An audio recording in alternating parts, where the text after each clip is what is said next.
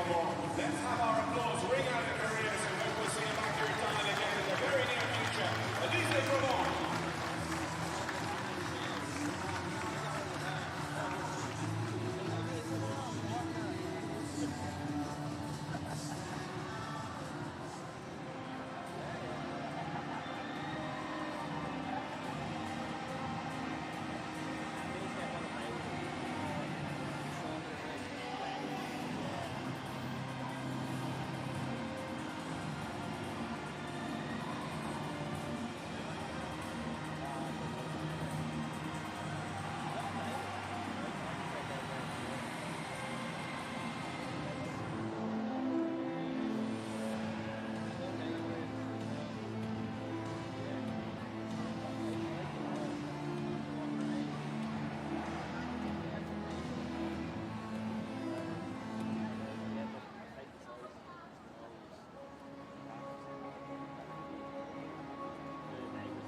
As the title partner and official timekeeper of the Longines International Grand Prix of Ireland, Longines is proud to support the leading riders of show jumping and continues to promote excellence in this prestigious sport. The long-standing ties between Longines and the equestrian world date back to 1869, and today the brand has evolved in the most important equestrian events globally. On this special occasion, we highlight the official Longines watch of the event, a model from the Longines Dolce Vita by EVE. For the first time, Longines partnered with Swiss designer Yvonne Reichmuth, giving the famously rectangular design a whole new twist, with a design evocative of bridles and harnesses, referencing the equestrian world so very dear to Longines.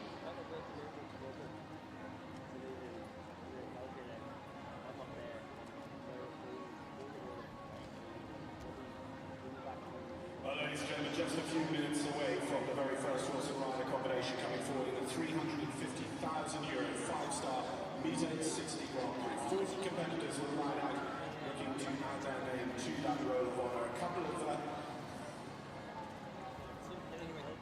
bits of history today as well. We have last year's winning combination. We have Edouard Schmitz and Gavin van Nastveldhof of Switzerland. Can they make it back-to-back? They would only be the sixth horse and rider combination to win back-to-back votes of the Dublin Grand Prix. We also have Robert Whittaker.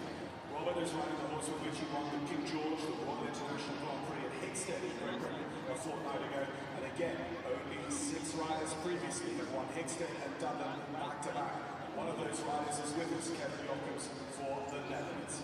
And of course, in amongst them all, we also have our oldest rider at the show, Piers Schwitzer, celebrating his birthday with us today during the Longines Grand Prix of Ireland. So we'll make sure we remind you of that, and you can give him a huge Irish round of applause. As Paul Nolan mentioned earlier on, the level 4, the top-rated course designer in the world, Alan Wade, has set the track here, assisted by his excellent team. Let's have a look at the big screens and talk our way around the track here for the Longines Grand Prix of Ireland. We're going to start out over the Pigeon House of Coolbeck fence at number 1, then a slack right-hand bending line to number 2. Big, more than 2 meters wide, Longines triple bar, and then they'll have to sit up for the telephone boxes there, a vertical meter 60 with the water tray behind the plane of the fence. And the riders, the horses, might just take a little bit of a look down into that water tray. Will they turn inside or outside the GP impediment to come to the Tara Broche triple combination? 2 strikes, 1 strike, opposite, vertical, coming out over very near meter 60 at the final element. Then a right-hand bending line to the Celtic Spirals at number 5 at 4 meter 60 vertical, and the Cashel Palace Hotel, that big open opposite, possibly just over meter 60 wide there at number 6. The left-handed rollback turn takes them to 7 meter 60 vertical, and then the open water at 8. Managing their stride pattern before and after the water is critical, as then they have got quite a short right-hand turn to 9A, 9B, in over a meter 58 vertical, and then that 1 strike distance to the opposite before going down to the Children of Learn, meter 60 vertical. Right-hand rollback there, probably going around the representation of the famous clock, to high crosses around town, again with the water trail underneath, and then thinking about their final line. They've got the Bulls Bridge fence, then the Holy Cross Abbey windows just here in front of the Anglesey stand, and then 1 more still to go. 14 fences on the course. It is the Hibernians from the GPO code in 1916's commemoration fence, that has been with us since 2016. Yes, Ruby, a very good afternoon and welcome here to Ballsbridge. The sun is shining and we're in for the feature event of the afternoon, the Longines International Grand Prix of Ireland. It's a two-round competition. 1.60 m is the height of the course, and 350,000 euros, Tom, is the prize fund. The start list, the order of go: Henrik Jan Schutter for the Netherlands will be first out. Frederik Fernandez for Mexico will be next in there. The first of the Irish, Trevor Breen with Highland President, and Michael Duffy, he's been having a great run. Brian Balsinger, well, the Swiss, they're in tremendous form here this week. Also keep an eye out for Roger-Yves Bost for France. He'll going to have a go as well this afternoon, and Duarte Sebrev for Portugal riding as an individual, and then one of the big dangers, Martin Fuchs there for Switzerland. Dennis Lynch, we haven't seen much of him this week. He could be a big one. Max Watchman with Kilkenny, Harry Charles, Jack Ryan and Jordan Coyle. And of course, look at the line up there as well: Tom Watchman, Harry Allen, Daniel Coyle, Shane Sweetnam and Jessica Burke, Mikey Pender, Shane Breen, Richard Howley, and the last to go is Bertram Allen.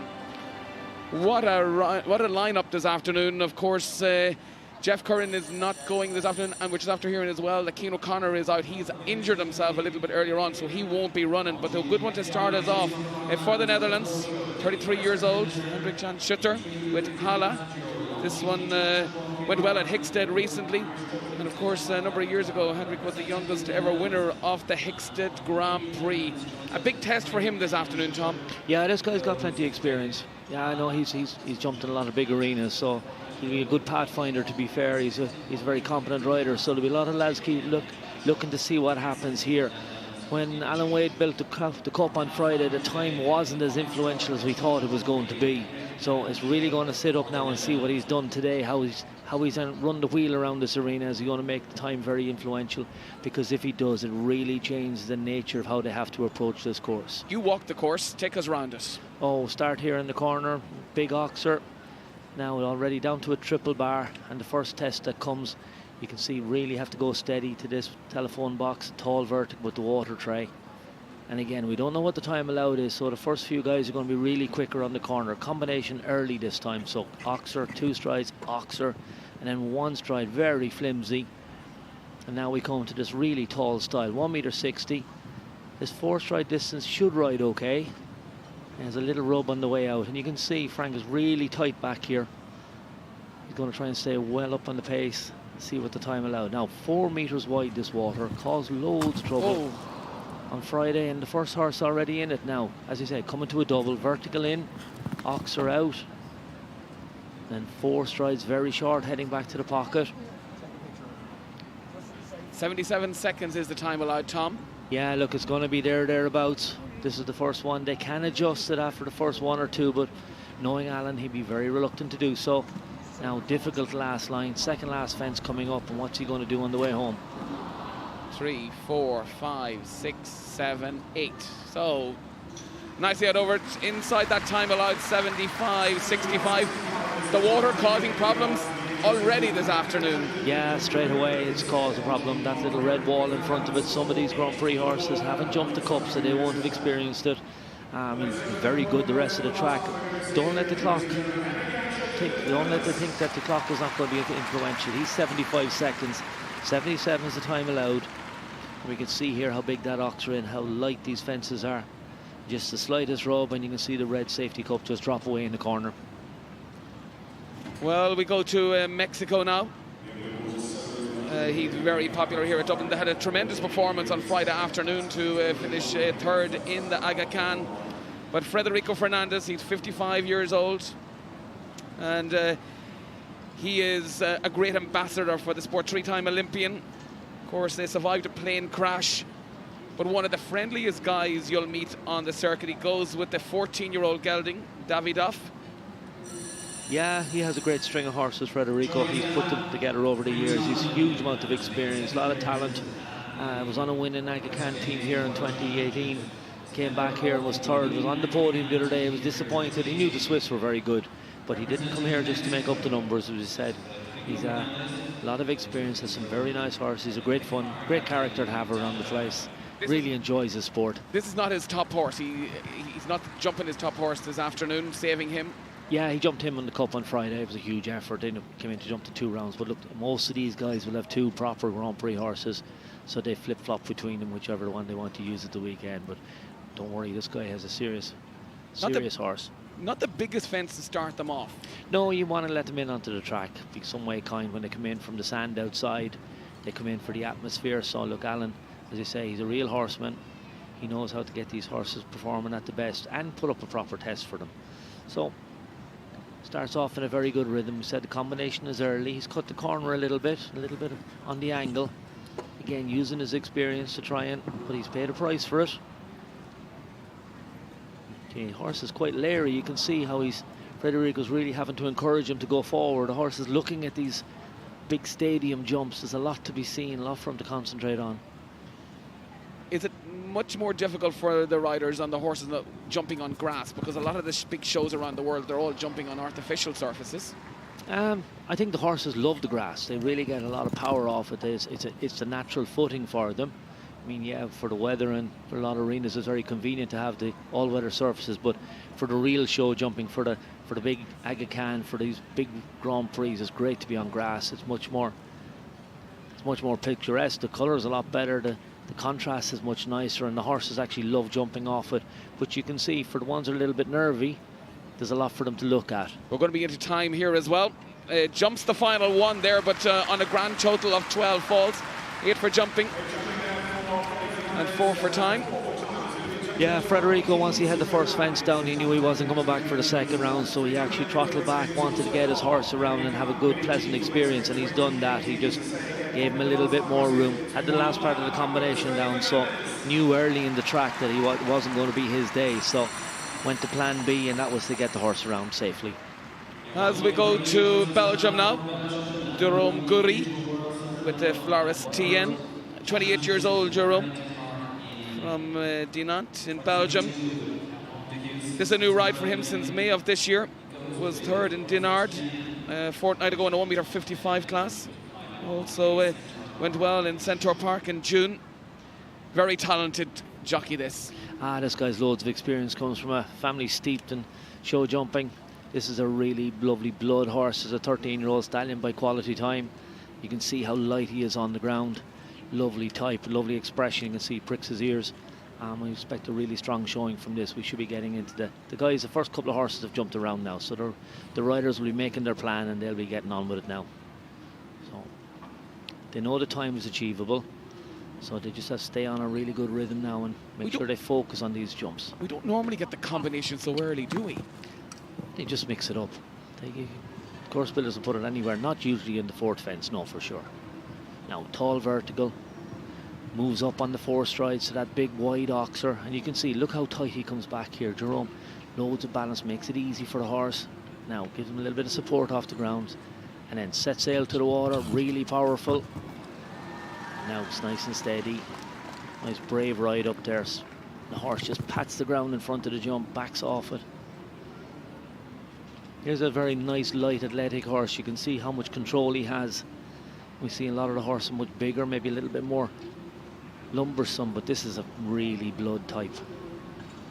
Okay, near the end now. Can he keep it together? 77 seconds is the time.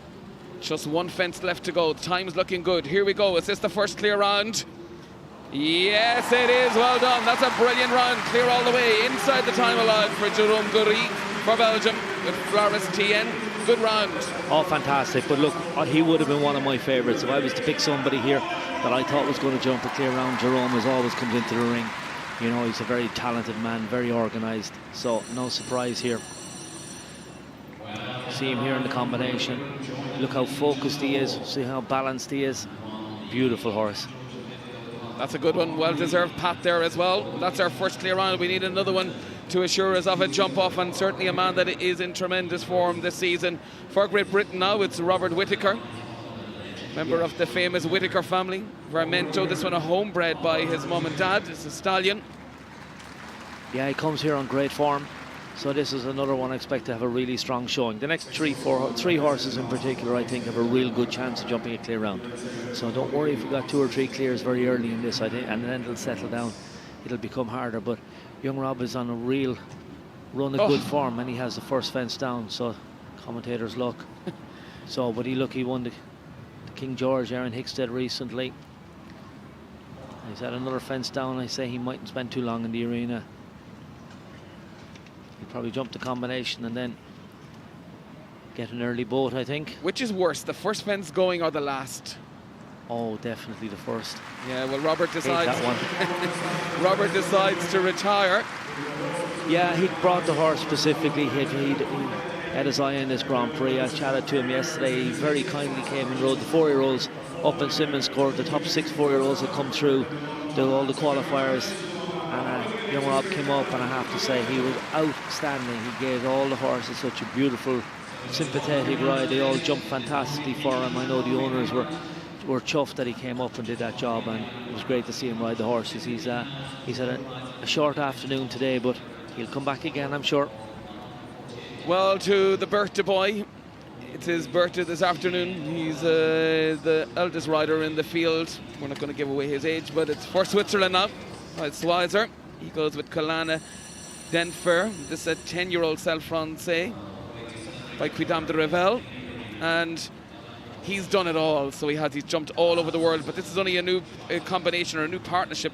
Come together 2 months ago. Already have picked up placings in 2 3-star Grand Prix. They're in form. He's outstanding rider. He's been at the top of the game for so long now. He's a real competitor. He's a winner. Wait till you see this guy. If we get him into the jump off, he won't be hanging around. He's always rides a real nice type of horse. He knows exactly what the requirement is. You see blood, careful, and load of rideability. So we watch this horse. Amazing first jump already. You can see why it's in his string. These guys are very well supported. They know exactly what they want to do. Great commitment to their team. Whoa, she just dived a bit at that. As I say, there's only 3 poles, big water tray. Alan has set a very early trap for them. And this mare, she's only a 10-year-old, obviously a very bright future ahead of her. And you can see the ability she has there, and her technique and scope. Balance and athleticism is just extraordinary. I think just maybe a little bit of inexperience has caught her out there. Now, Prix will only have, as I say, they're a new enough combination, so he'll use the opportunity now to build that, get her into the ring, get a bit more experience, you know, work on that connection that they need when they're going to go in. Be I love that jump over that water. Oh, she's just gorgeous. Look at her ears pricked, but she still listens. Look how light she is off the ground, and fantastic use. The way she uses her body, flicks her hind legs out of the way. Can you teach a horse to jump like that, Tom, or are they just natural athletes? First of all, they're natural athletes, and to be fair, if you look down at the pedigrees of these horses, they're, you know, the breeding game has got so precise. You know, people are using really good bloodlines. So no, this mare is bred to be a show jumper. But then there's a huge amount of production involved to get the confidence for these horses to tackle these fences with the level of comfort and confidence that she's just done. They say she's only 10. She's only a baby by Grand Prix standards. So 14 penalties, exceeded the time allowed there. Again, once he'd had the fence down, he knew he wasn't coming back, so he'd said, right, let's make this thing happen now and use the occasion to the mare's benefit. You see her here in the combination, absolutely phenomenal. But again, just green, not so sure what to do. But when she gets it together, she'll be a force to reckon with. Well, as we go to the defending champion, and also for Switzerland, won it here 12 months ago. It was a memorable afternoon for Edward Smith, just 23 years old. Actually, he's turned 24. It was his birthday here yesterday afternoon. Part of the team here on Friday. It's been a memorable week for the Swiss, but the Swiss have such great history here at Dublin. He goes with the 11-year-old Yasmin van der Het Nazenhalhoff. This is not the horse he won with 12 months ago, but they've had recent form, and St. Gallen, Aachen, and here in Dublin on Friday. They'll want to do a good result here this afternoon. Yeah, look, he won this last year, so he knows what it's like to win a 5-star Grand Prix. He knows what it's like to win this one. This is a big horse, big scopy type. You can see more of bigger bodied horse than some of the ones we've seen earlier on. But Edward, using his experience, he's quite a busy horse. You can see he carries him very, very quickly. He's going to need to stay up on the pace. A little bit unruly with his head, so he needs to just stay nice and relaxed here now and listen to the rider. And that's what happens. You're trying to get the time allowed. You can't hang around. If you give these guys time and space, they'll jump all these fences all day long. So the course builder is just going to get them a little bit frazzled. They know they've got to cut the corner. You can see now he's had a fence down, and look how wide he's gone. So he's going to take a little bit more time. We'll probably end up with time falls. Big water, 4 meters wide. Comes up here on 8 strides. He's very brave, but you can see how the horse backs up and really wants to look after himself in front of the jump. Again, you can just see, just takes a little bit more time, gives himself a little bit more space. I thought this fence here would cause some problems. Very often what you find when we walk the track, we'll see, okay, we think that one's a bit trappy, we think that one's going to be difficult, so the riders will be particularly careful, and then as a result, you know, they'll answer the question. So out over that one exceeds the time allowed, as you said, so a total of 10 faults in total there for the defending champion. He'll not be coming back to the next round. Edward Smith for Switzerland. Yeah, remember, unlike the Nations Cup where all the scores count, these guys know what this, if they're not clear, they're not coming back, so they got to look after the horses and use the opportunity then to build for the next day. Also, they're the only team that haven't, the big teams in Europe that actually haven't qualified for the Olympic Games, so they're going to have to try and do that at the European Championships in a couple of weeks' time. Yeah, they're very much focused on that. They don't want to be left behind. They've won it before, so they're really going to want to be at the Olympics. To the Netherlands now. This is Kevin Jochems, 28 years old. He goes with La Costa, which is a 12-year-old. Of course, they jumped clear in the second round in the Aga Khan on Friday afternoon. They had a strong start to the year with a 4-star Grand Prix win in Fégère. Then they had a break, and now they're back jumping clears again. Good combination. Yeah, lovely type. I say, we saw her here on Friday. She was able to jump a clear round in the afternoon, so he's really going to hope to be able to come back here now and get into the jump off. She's a lovely big type. It's great to see these mares staying in the sport.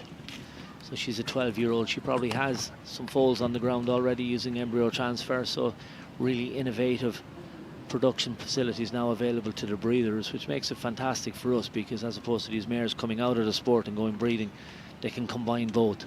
She's a lovely big type. You see how athletic she is, how powerful she is. She just skips over this water. Look at that. And is really brave to the double. Whoa, she just carried on too much pace and too much momentum in there and just wasn't able to get herself back off that front rail. That was a pity. He was very good up to that. A bit of a rider mistake there, I think. He just should have scrubbed off a bit of pace. Isn't that the great thing about the Grand Prix? They're all riding as individuals, so they have to make their own decisions, and they're riding for themselves, so anything can happen. Yeah, it's a different dynamic. You know, they absolutely adore the Cups here on Friday, the whole team spirit. You can see them when they walk the course, they're all together. Sunday's different. 2 fences on the ground, plus exceeding the time allowed. 9 total there for Kevin Jochems, with La Costa for the Netherlands. Yeah, he was unlucky here. He was right, have a foot perfect round up to that. He just came a little bit too quick across after the water. She carried too much momentum, and Kevin probably should have changed his mind and added up another stride there to get the balance a little bit better. So once one went in, horse lost a little bit of confidence, had another fence down. As we go to Belgium now, a rider that has placed in this Grand Prix, Abdel Syed. He goes with Bon Ami. This is a 10-year-old.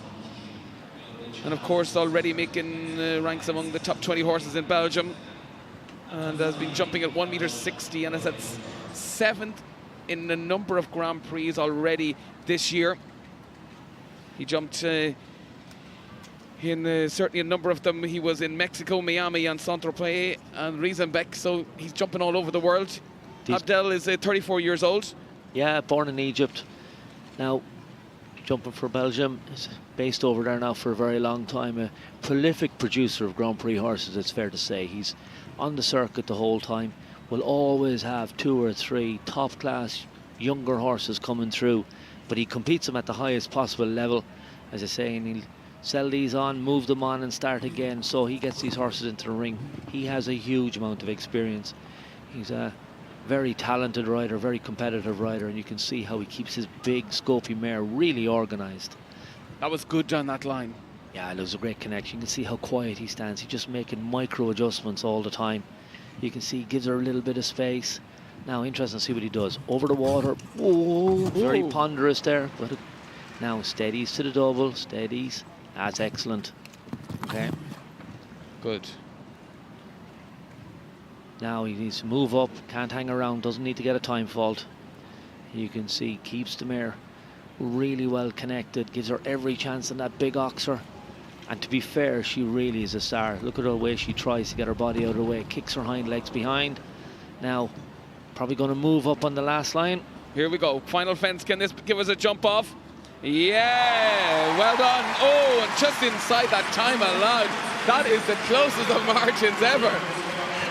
I was watching the clock, I was thinking, oh, you're a little bit premature. No, just inside. That was absolutely superb. Well, that assured us of a jump off.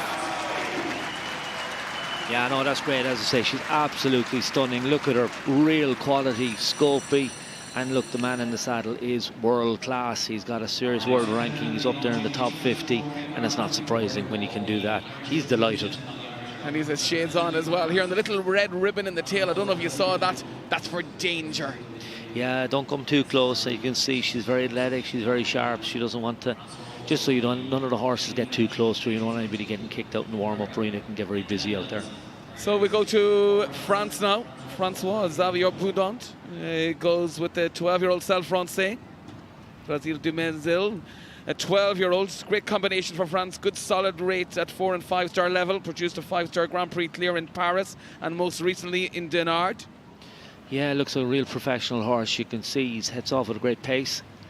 Wants to get this combination out of the way and get in, get to grips with the course. Horse looks very honest, his ears are pricked.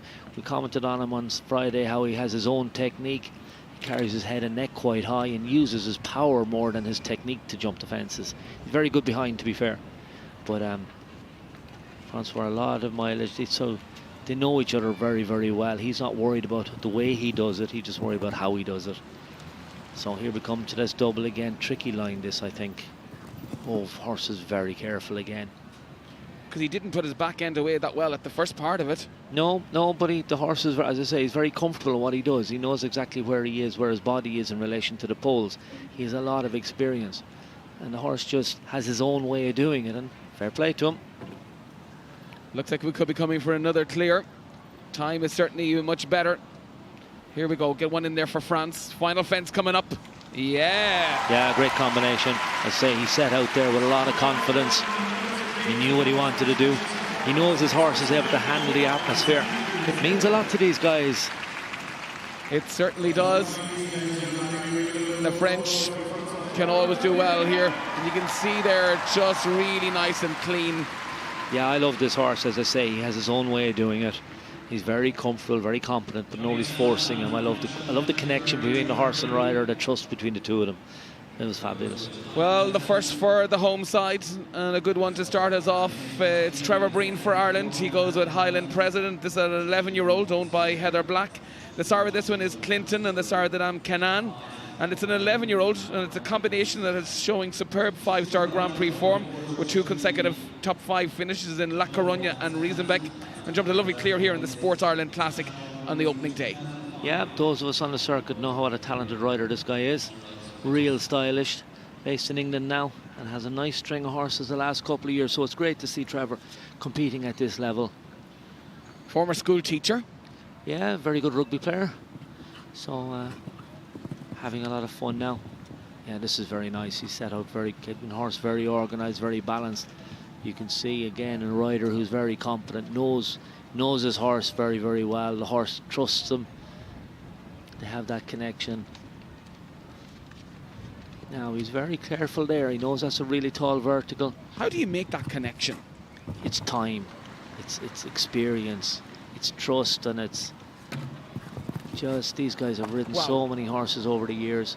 They know exactly what these horses are thinking. They never ask them to do anything they're not able to do that they don't understand. The subtlety to it is just phenomenal. This is very good now. Trevor's really in the zone here now. Now Highland's just getting a little bit unruly. He needs to listen now. Come on. Work with him. Well done, that's a good recovery. Final fence coming up, time. Going to be close on the time. He needs to move over it. He's clear.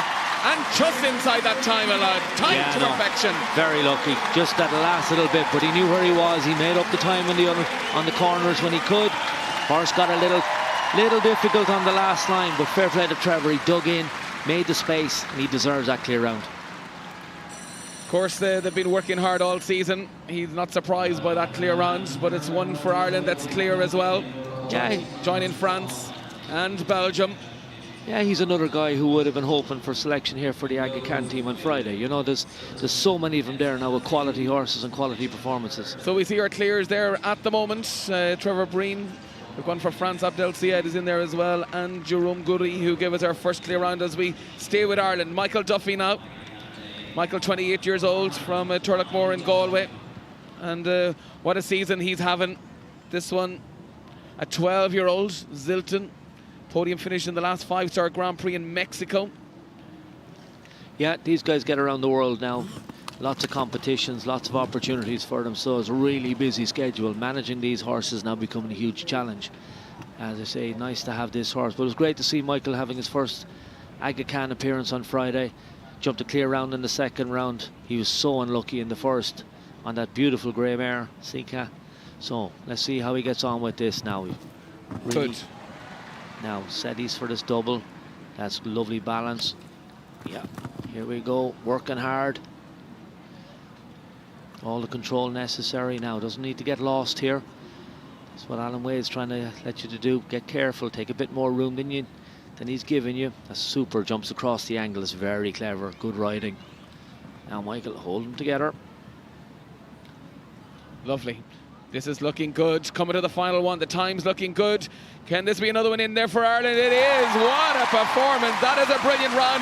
And of course, he has a lot of history in this round. His grandfather would have built the Grand Prix course here at Dublin in his day. Yeah, his grandfather was a former chef de keep and a course builder here for years.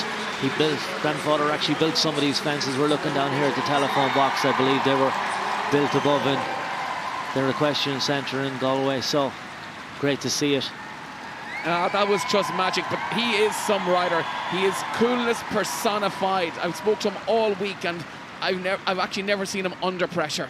No, he's come through the young rider junior system. His mum and father, as I say, have worked with him all through that. It's great to see them all here. He's been an outstanding rider. People here mightn't have seen that much of him, but those of us who know him know how good he is and what quality he has. So it's great to see them come back here to Dublin and let everybody else appreciate how good they are. As we go to number 12 in our running order, Brian Balsinger for Switzerland now. Chelsea Z, it's a 10-year-old Belgium by Celano. And it's consistently producing clear rounds. One of 6 double clears in the 5-star Nations Cup in Sopot. After finishing in the top 5 in the Grand Prix there as well. And he was part of the Swiss team here on Friday afternoon. He's got Irish relations living here as well. Starts off very well. You can see another horse with no bit in his mouth. So you've got a Hackamore. So we'll see how that's going to play out towards the end of the track. Often a difficult bridle to maintain the control in. Horses can get quite strong later on, so we'll see how he does. He was delighted with himself here on Friday. I think he enjoyed the hospitality in Dublin. So we'll see how he's going today. I'm sure he wants to add this Longines Grand Prix to his CV. Oh, he was a bit off that one. Yeah, he just waited a little bit too much. But he was able to make up for it. He knew what he had to do. Bit disunited here, so gets him organised again. Now, powerful to the water. Oh, what a huge jump over that. Now he needs to get him back, There we go, you can see, whoa, how much scope has this horse got? This is phenomenal. Ears pricked. Gets a bit unbalanced on the corners, is unusual, but that's his way of going.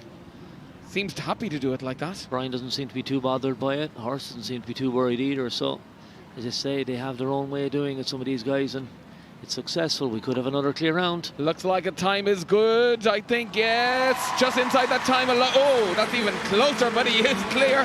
Clear all the way there for Brian Balsinger and Chelsea Z. Wow. Now you can just see the time is in play here. These guys are just barely getting in, so we're going to have to keep an eye on this.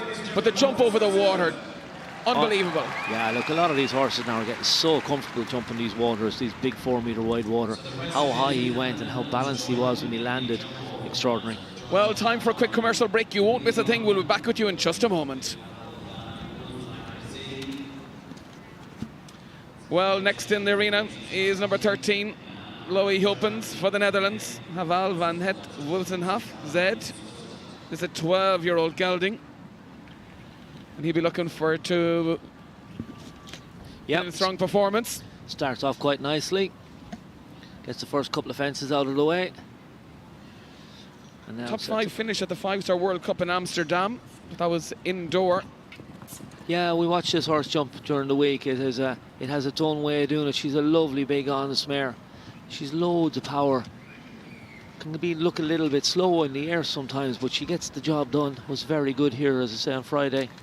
So a load of confidence again. You can see she's so light on her feet. Now big water again, and let's see what he does now. How brave is he going to be coming up to this double?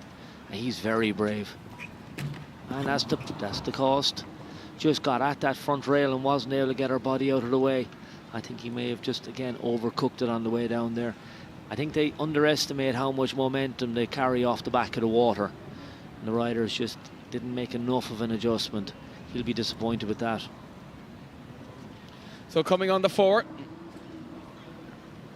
Good performance from this horse. Yeah, no, as I say, she's a lovely mare. I really admired her the other day. She has a time fault as well, but he knew that after having the rail down, he could take a bit more room coming home. So she's a lovely horse. She's such an honest mare. You really would love to have her in your stable, wouldn't you? Yeah, I just really like the way, the attitude of her as well, and she's really got better as the week went on here as well. And that fence stands 1.60 m, and look at how clean and accurate she was over it. Yeah, no, she's a lovely type. As we go to Mexico now, Nicolas Pizarro with Pia Contra. There's a 12-year-old Oldenburg mare. Well-experienced combination with solid clear rates throughout their career together. They were a strong clear in the Hamburg Grand Prix in May to finish just outside the podium, and they had a great prep in Valkenswaard 2 weeks ago. Yeah, they would start the year over in the States, do the Wellington, Florida circuit, and then they come back over to Europe and pick some nice shows there. So they're getting plenty of experience. This is a really nice horse. You can see very athletic. Oh, we've had a fence down. Didn't like the water. Yeah, it's amazing how some of them just get distracted, isn't it? Some of them have no interest in it. They don't look at it at all, and then every now and then you can see the horses, they just look down and make a little mistake. So a little bit at the front rail now. He's going to have to hold her together and keep it organised. I just love having the Mexican team here at Dublin. I want the United States back with us next year. I hope they'll be joining us again, because it really adds to the whole atmosphere here at Dublin. We miss having the Americans. They're always such a part of the show. You know, they have that lovely way of riding, that lovely light approach to it. You know, and the teams come with some really talented riders and some beautiful horses. So we miss them this year. I hope they'll be back next year. They definitely don't make it easy on us when they're here. So I was going to say that as well. Michael Blake might be saying, shut up, Tom, don't say that. But we'll wait. Look, it's great to have them. The crowd loved them as well. They're a real favourite, real crowd pleasers. Well, Nicolas coming home just on the one fence, down that early fence number 3, 4 faults. Inside that time allowed as well. Yeah, very quickly on the clock. His horse is very quick across the ground, quick at the jump. So, yeah, but fence down, it happened very early in the track, so he'll be disappointed. It was a lovely horse. You see how light it is. Look at the press off the ground. Just the lightest of rubs in that top hole. Well, still those 6 clear-ons at the moment as we go to a young man from Tyrone. He goes with Mulvin Louis. This is Jonathan Smith, the 13-year-old gelding by Louis Dam, owned by Roy Craig and his mum Lolita. And Mulvin Louis made his 5-star debut here this weekend. Only had 4 faults in the 1.60 m class, but what a great show he had at Bolesworth, winning his first big ranking class, and of course qualified from the National Premier Series here. Yeah, it's a great initiative here on behalf of the RDS and through Show Jumping Ireland to give home-based riders an opportunity to compete. Those of us would know Jonathan from competing on the national circuit, where he's very successful, and you know, his family have invested and supported and sent him off. He's been to Spain earlier on in the year. So welcome back here to the RDS. Jonathan Smith is on course at the moment with Mulvin Louis. They had the triple bar down fence number 2, but this is a great experience for them. Oh, slapping it, getting them over the water. Yeah, just backed off the wall. He hasn't jumped it this week, so Jonathan knew on the way down. He was just starting to look at it. As you say, he won a ranking class in Bullsworth early on in the year, jumped his first puissance, went to Hickstead. So knocking up the mileage, getting the experience, but to get in here into the 5-star and to get to jump this track, this is going to really bring him on. And the young man is tackling it very well. As to say, he's had a foot in the water, he's had the triple bar, but he's definitely handling the pressure particularly well and giving his horse a really confident ride. He'll be delighted with this. This is a really nice horse by Louis Dam, owned by his mum, Nolita, and Roy Craig. We'll see a lot more of that combination. Yeah, it's great. As I say, it's a great initiative to get these young guys in here, to give him an opportunity, give him the exposure. He will come on from that so much. But as I say, he's done a really good job there. As I say, 2 small mistakes. We'll see here on the triple bar, the horse has backed off. And look how much he's tried, and the tiniest little tap. Down to the water, he had to give the horse loads of encouragement. But we've seen a lot of very good combinations put a foot in that water this week. It can be scary for the riders, can it? Coming down to that water, if they're not jumping big waters like that all season. I know the one at Hickstead, I think if I was riding down to it, I'd be terrified. Particularly the one at Hickstead, if you're going away from the pocket, it's up the hill, it seems to be miles away. Yeah, probably we need to have more water jumps around on the national circuit and get young horses and the riders jumping them more often. Well, actually, we are seeing that now with the 5- and 6-year-old. Yeah, it's great. Horseboard classes that have to jump water in those, and I think it's an important move. As we go to France now, this is Roger Yves Bost with Ballerina du Vipon. This is a 12-year-old Saint Francais by Balbert de Rouet. And of course, Bosty is always a firm favourite here. Of course, he has close connections to Ireland as well. Has been a great rider for Lady Georgina Forbes, down in Castle Forbes. I know she's watching in this afternoon. And this is a 12-year-old, of course, has competed at 4- and 5-star classes. Slightly lacking experience at 1.60 m, but with the man on board. Well, the horse might lack it, but Bosty brings it in bucketfuls. Yeah, we commented on him on Friday. He has his own unique style, but for the way he does it, the horses never complain. He's some man to get horses jumping for him. They try so hard, they work with him. It's amazing the combination when you have a look at it. As I say, they're so unique in the way they do it, but they're still so effective. I mean, his man is a European champion. He's an Olympic medalist. He's done everything. He's won every Grand Prix. He's at this sport such a long time. Don't ask me what the key to his success is. I can't work it out. But the horses don't seem to mind. They skip a bit, they plunge a little bit, but they usually come out and jump clear rounds for him. Not today, unfortunately. As you say, this horse might be lacking a little bit of experience at this height. And Alan Wade hasn't been shy. You know, the second fence is a triple bar that really does open him up. Then we've got distance to that tall vertical with the water tray. So, you know, for a horse that isn't that experienced, he can fall apart very quickly. And this is one of those occasions now. We'll see what he's going to do. Is he going to try and come home, get a bit more mileage? You can see he slows down. Well, he's paid his entry fee. He might as well jump them. Well, look, he wants to get the exposure. You don't get into these big stadium arenas to jump these big jumps like this every day of the week, so he's all prepared. His horse has got to learn. He's got to get out there and get the experience, and this is what he's doing.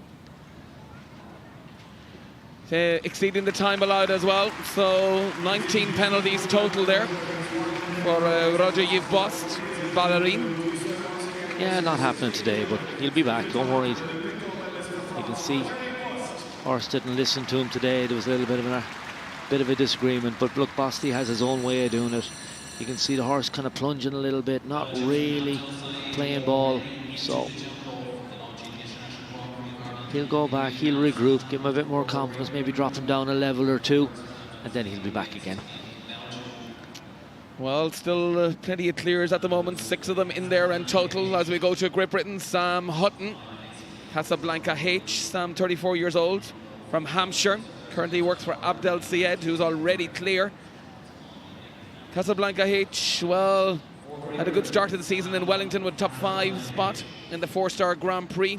Recently finished in the top 10 in the 1.60 m speed class in Stockholm, and jumped in the clear in the Sports Ireland Classic here on the opening day.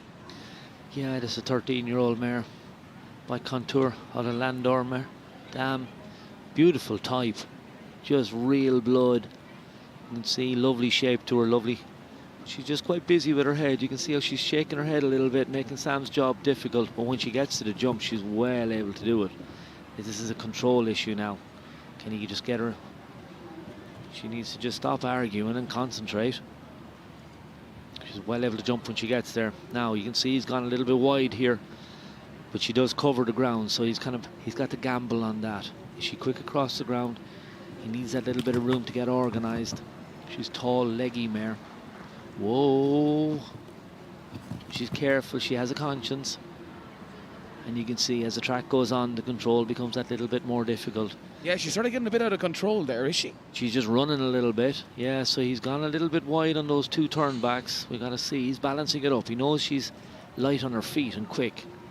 So he's trying to give her a little bit more room to keep it organised. This is looking good. The time is okay at the moment. Coming to the final fence. 1.60 m, it's jumped and it's clear, and Grip Britain have won into the next round. Yeah, that was very well done. Very, very clever. You can even see her coming down the long side here now. She's proper unruly, shaking her head. She wants to do it her way. Sam, in fairness, he's balanced it. He knew that she was quick. She's very light on her feet, as they say, so he was able to go a little bit wider, take a little bit more room and just get her organised. But for sure, when she got to the fence, she's so confident, and so athletic. She's a lovely mare. When they get those control issues sorted out, she's going to be a real competitor. Well, we go to Finton and County Tyrone now. Jenny Rankin, Imar, is a 10-year-old. Of course, Jenny, who's based with Barry O'Connor out in Malahide. Barry, a big producer. And Imar, well, consistent combination here in 3-star level this year. Also finished in the top 6 at the 4-star Grand Prix in Geenstrin. And also give it a lovely clear round in the 1.60 m class on Wednesday. Really nice over that triple bar. Yeah, it's great to see Jenny back here. Barry's put a nice string of horses together. She's a very talented young lady. Very competitive, rides a lot of horses, very stylish. So we can see how she gets on here. This horse, as you say, not the most experienced in the world, but look, that's what they do. That's the job that these guys have, is to produce these talented youngsters and bring them on, bring them to the next level. Very good there. She sat lovely and quiet, got a lovely press to that big oxer. So now, tall vertical. Pops it nice and quietly, pauses, and now she'll set sail. Very positive, big, huge jump. Think we've pulled the shoe, I'm afraid. Mightn't matter, could be just above reach boot, we'll see. Tall vertical. Okay, just needs to regroup now, get it nice and organised, get home the last line. Okay, Jenny. Got a little bit of big wide oxer. there. Yeah, she knows it's a big oxer coming back from the pocket. It's a difficult jump. You commented on it earlier. It's so big, seriously wide, and a big water tray. Nearly home. This is an excellent round. She'll be very disappointed. That was very unlucky. That was very unlucky. Good round, exceeding the time allowed as well. So 4 jumping plus 1 time, 5 total there for Jenny Rankin and Imar. Yeah, no, she's really nice effort here. As I say, it's only a 10-year-old. Big ask for those young horses. Yeah, you see the shoe went there, actually. Shoe has gone over the water, and the little overreach boot has gone as well. So that definitely wouldn't help on the way back. Just all you need, if those shoes have little studs in them, to give them a little bit more grip coming off the ground. So it's not easy to try and get around with only 3 shoes. So, well, Katharina Romberg now for Austria goes with Kuma. Kuma is an 11-year-old Westphalian gelding by Cummel Foe. Cummel Foe has been well supported by Irish breeders down through the years. It's a solid combination with strong 4-star and 5-star clear rate. Has already produced multiple clear rounds at Nations Cup so far this year, including double clear in Abu Dhabi, and jumped a stunning clear here in the Sports Ireland Classic on Wednesday. Yeah, this is a specimen of a horse. Look at it. Ears pricked, big canter, powerful big horse, and hugely athletic. Look the way it uses itself. You can see just a natural show jumper. Getting a little bit keen now. Would you like to be back doing this, Tom? Yeah, every day of the week. Oh, it's fantastic. These horses are superb. What's to stop you? A small matter of having to work, trying to organise things. Yeah, look, I'm very lucky. We've some very good young riders in the equitation schools, so we got to source horses, we got to manage the unit. That's very unlucky. I love this big horse. He's just towed her down there a little bit and dived at it. He's a big guy. You can see he's a lot of horse. He's probably weighing in over, what, 650, 670 kilos. He's a big guy. He made that easy there. Yeah, look, he's a specimen, but he's just got a bit unruly on her now, and she's working really hard just to keep it together. You can see how she has to sit against him, and he just wants, let me at it. That's not so easy. Now, keep him organised. She wants to get home with just the 4 faults. Whoa, you can see her right hand has come up, really trying to work hard. He's not listening to her anymore. But he's such a jumper, he's such a keen horse. Look at his ears pricked. That's not a bad run, just the 1 fence done, 4 faults, 4 there for Katharina Gromberg for Austria. Yeah, she's very unlucky. As I say, he was really making her have to work hard, just kind of holding on to her, find enough space. He's really keen, really, he wants to get at the fence, but in fairness, when he got there, he really backed up to jump it. You see the slightest of taps of his heels. We're having a lot of clear rounds. We've 7 of them already. Jerry Mullins, particularly before him, would have 7 to 8, and we've still a lot of strong combinations left to go. We're not going to have too many more, I wouldn't think, to be fair. I think we could have another 7. Not so sure. Okay, let's see as we go to our next one. Duarte Sebre for Portugal, riding as an individual here this week. And he, of course, a big part of Ireland, has been based with Carol G. Competed here in the young event horse classes a number of seasons ago. And he's one of the most consistent clear round jumpers. Will he not be this afternoon? No, he's had a tough morning, or a tough afternoon. This is just not working out for him now. He's already had two of the first 3 fences down, and I'd say he might just call it a day. No, just keeps coming to the combination. Obviously wants to give this horse a bit more experience. Duartes is a 10-year-old Westphalian. Yeah, so by 5-star Grand Prix level, this horse will be very young to be competing at this level. So as I say, when they come into the arena here, they weren't here on Friday, these horses. They've used different horses on Friday. Lovely atmosphere here, there's a big crowd, so sometimes the horses just get a little bit distracted. But Duarte is doing a lovely job now of just getting this horse, giving him a bit of education. Really nice type, it's real quality, light on its feet. You can see how easy it bascules over the fence and just rolls over it. A lovely combination of power and athleticism. So it's the equine version of the Fosby flip, is it? You've been reading up, have you? Always. Well, great experience here. Yeah, look, Duarte he's a consummate horseman. He's a lovely rider, lovely and light, lovely balance. Horses love jumping fences for him. So, look, no joy today, but he's finished up very well. His horses jumped the last part of the track perfectly. So he'll be back. Beautiful looking horse, lovely and relaxed. Duarte just gives him a pat. Did you see the first fence? And how easy that happens. That's just a pain whenever something like that actually happens, and then that tall vertical has caught a few of them out already as well. But still, we've got 7 clear runs at the moment as Duarte Sebre for Portugal leaves us. As we go with the world number 4 rider in the world, Martin Fuchs, who's a big part of the winning team here on Friday afternoon in our Aga Khan. He goes with Leonie J, an 11-year-old gelding by Baltic VDL. And the pair finished on the podium at the 5-star Grand Prix in Dinard 2 weeks ago. Martin already produced 2 double clears here in the 5-star Nations Cup on Friday. And the rider and horse are in both stellar form. He'll be hoping for another big performance. Yeah, the stats guys, the analysis on these guys will put this fella as a favourite. What he does with this horse is amazing. He's had a phenomenal year, but look, he jumped a double clear here on Friday, so is that going to have taken anything out of the horse? It will have for sure, but you know, Sean Vard is the groom who looks after him. They'll have looked after him so well and looked after his needs, whatever they can do, give him a pick of grass, freshen him up.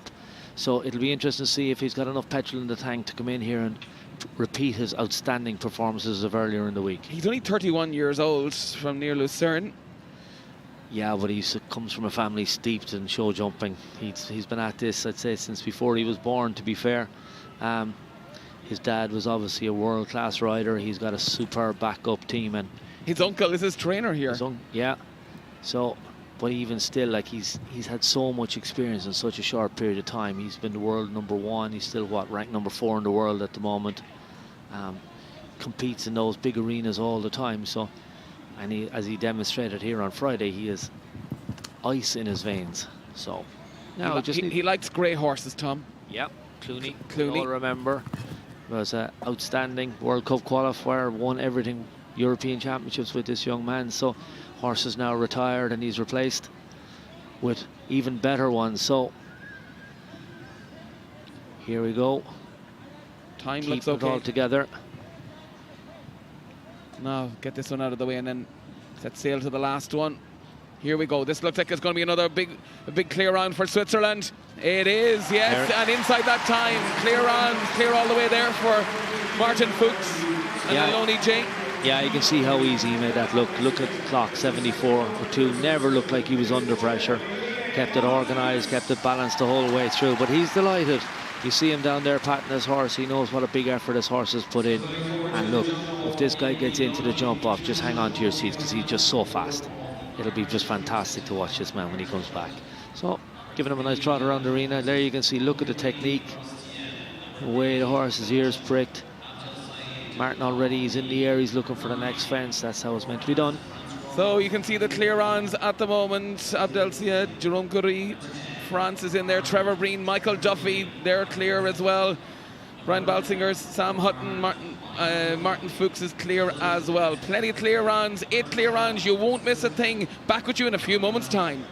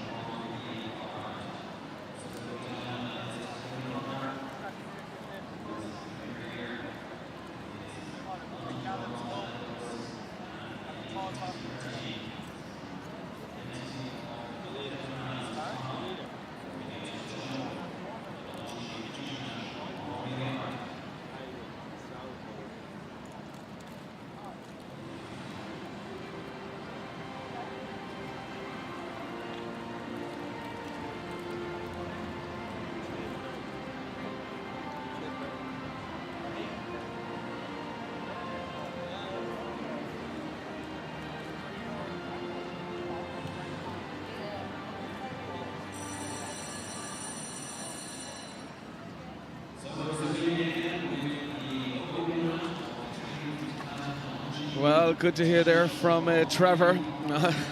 I predicted a few more. He doesn't want them, actually. But as we go to our next one, and you haven't missed a thing if you just joined us here at the RDS, Leopold Van Asten is our next one with VDL Group. Nino de Ruton, 10-year-old gelding by Iron Man.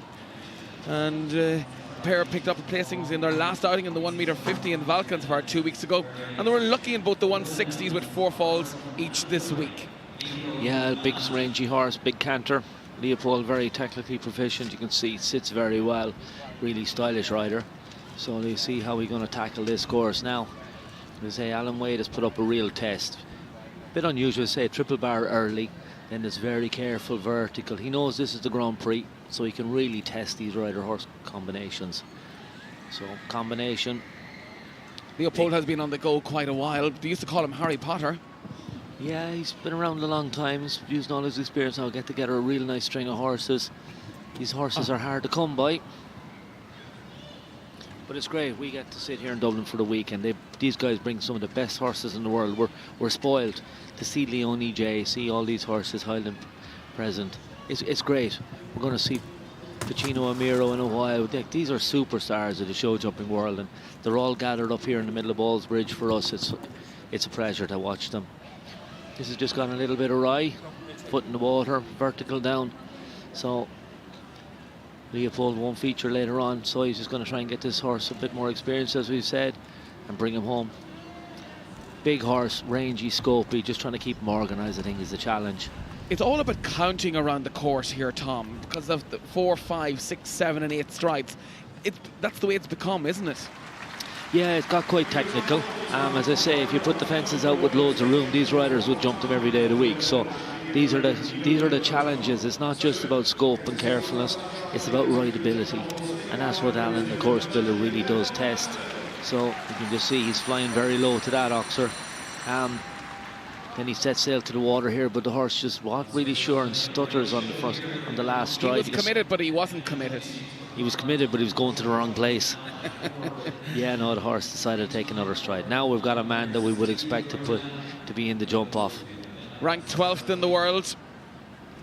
This is Steve Gourdat. He goes with Bernard de Crécy, a 14-year-old Self-Francais. And already a 3-time 5-star Nations Cup winner this season. St. Gallen, Aachen and Dublin. And double clears on that occasion. And that's what it means. He is one of the favourites to go clear and deliver here this afternoon. Yeah, Olympic gold medalist, world champion, World Cup winner. This man has more medals, more prizes in his locker than the majority of the field put together. But he's such a stylist. Amazing how the horses, the empathy that he has with them, and the way these horses just travel and jump for him. He's so light, so balanced on the horses. But what's amazing is how long he's been at the top of this sport. That's a costly 4. Yeah, I'm surprised it hasn't been knocked a few more times when you look at the way he's constructed the combination. So he's going to retire. He's deciding to save it for another day. No point jumping on anymore. There's too many clears at this stage. But that's a real shame to have him go out. I thought he was a banker for a clear round. Might have lost money on that one.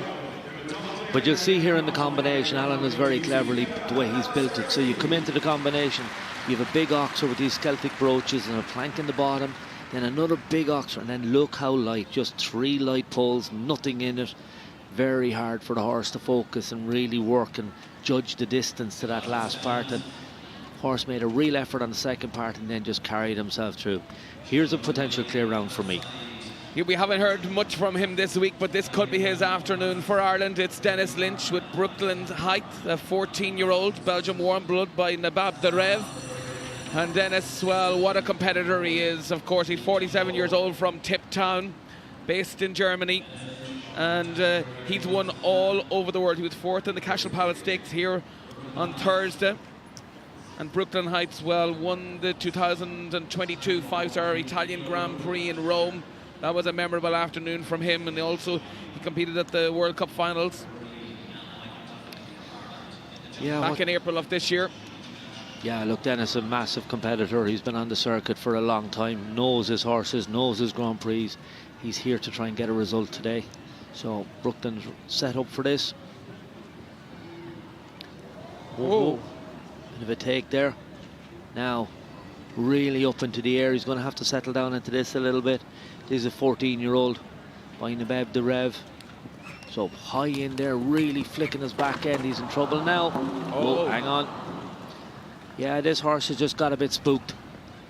Came in and just started a little bit worried about what was going on and just really started to throw himself up into the air. And just say, he just lost his confidence and his timing all goes then. It's just, for these horses, when it goes a little bit awry, it can really just fall apart, and that's just what happened here.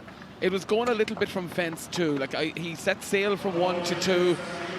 Yeah, and the horse panicked a bit over the triple bar and probably just lost his confidence at that stage. Yeah, Dennis started off very strong. He wanted to get up a good rhythm, and as I say, the triple bar in the second fence is unusual to see. Look, goes up into the air, then kicks out behind. Thought it was an oxer, found a triple bar. The horse just got confused, and then, as we say, so the combination coming up early then did not suit him. Dennis was doing his best, really encourages the horse, and then fair play to Dennis, he really supported him on the way out. He knew he was after losing his balance, so he just hung on to him and kept him safe. Well, we go to Greece now, riding as an individual here this week. This is Lolly Montenintu.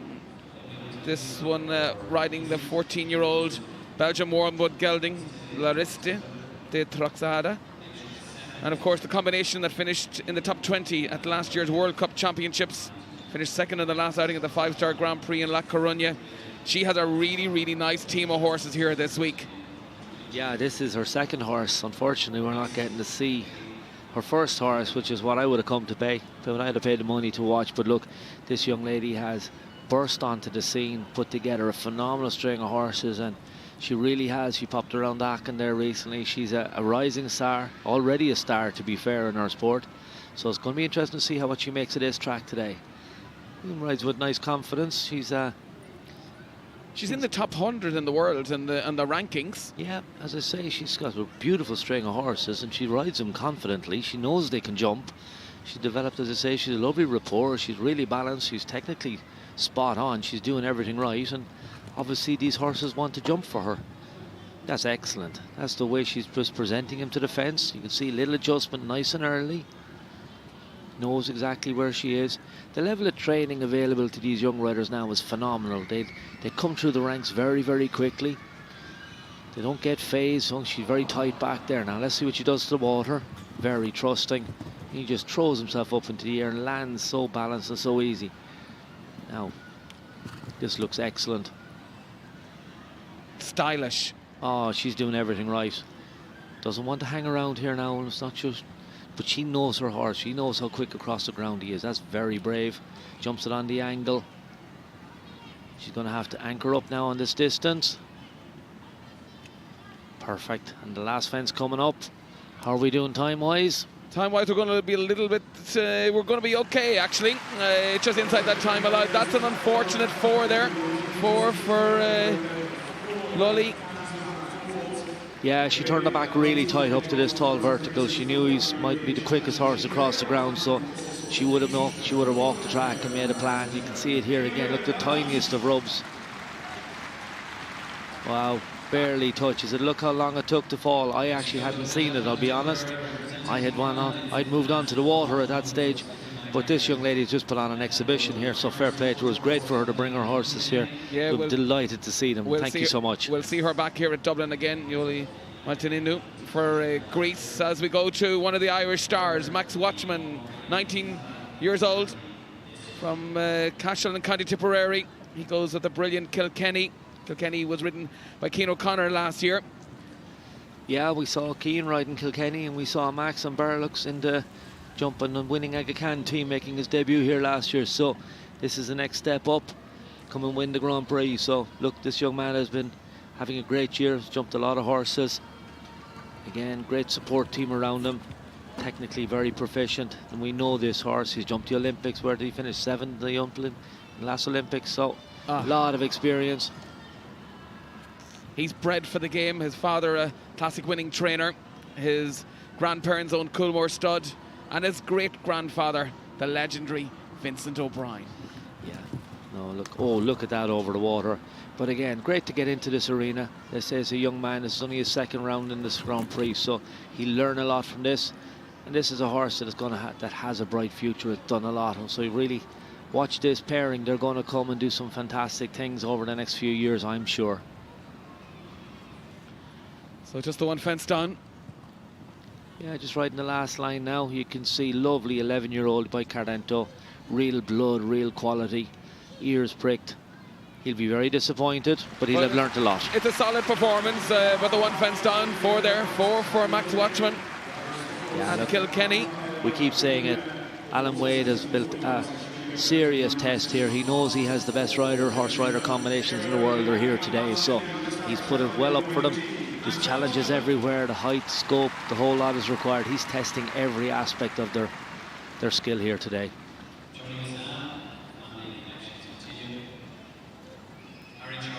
Well, we go for Great Britain's now.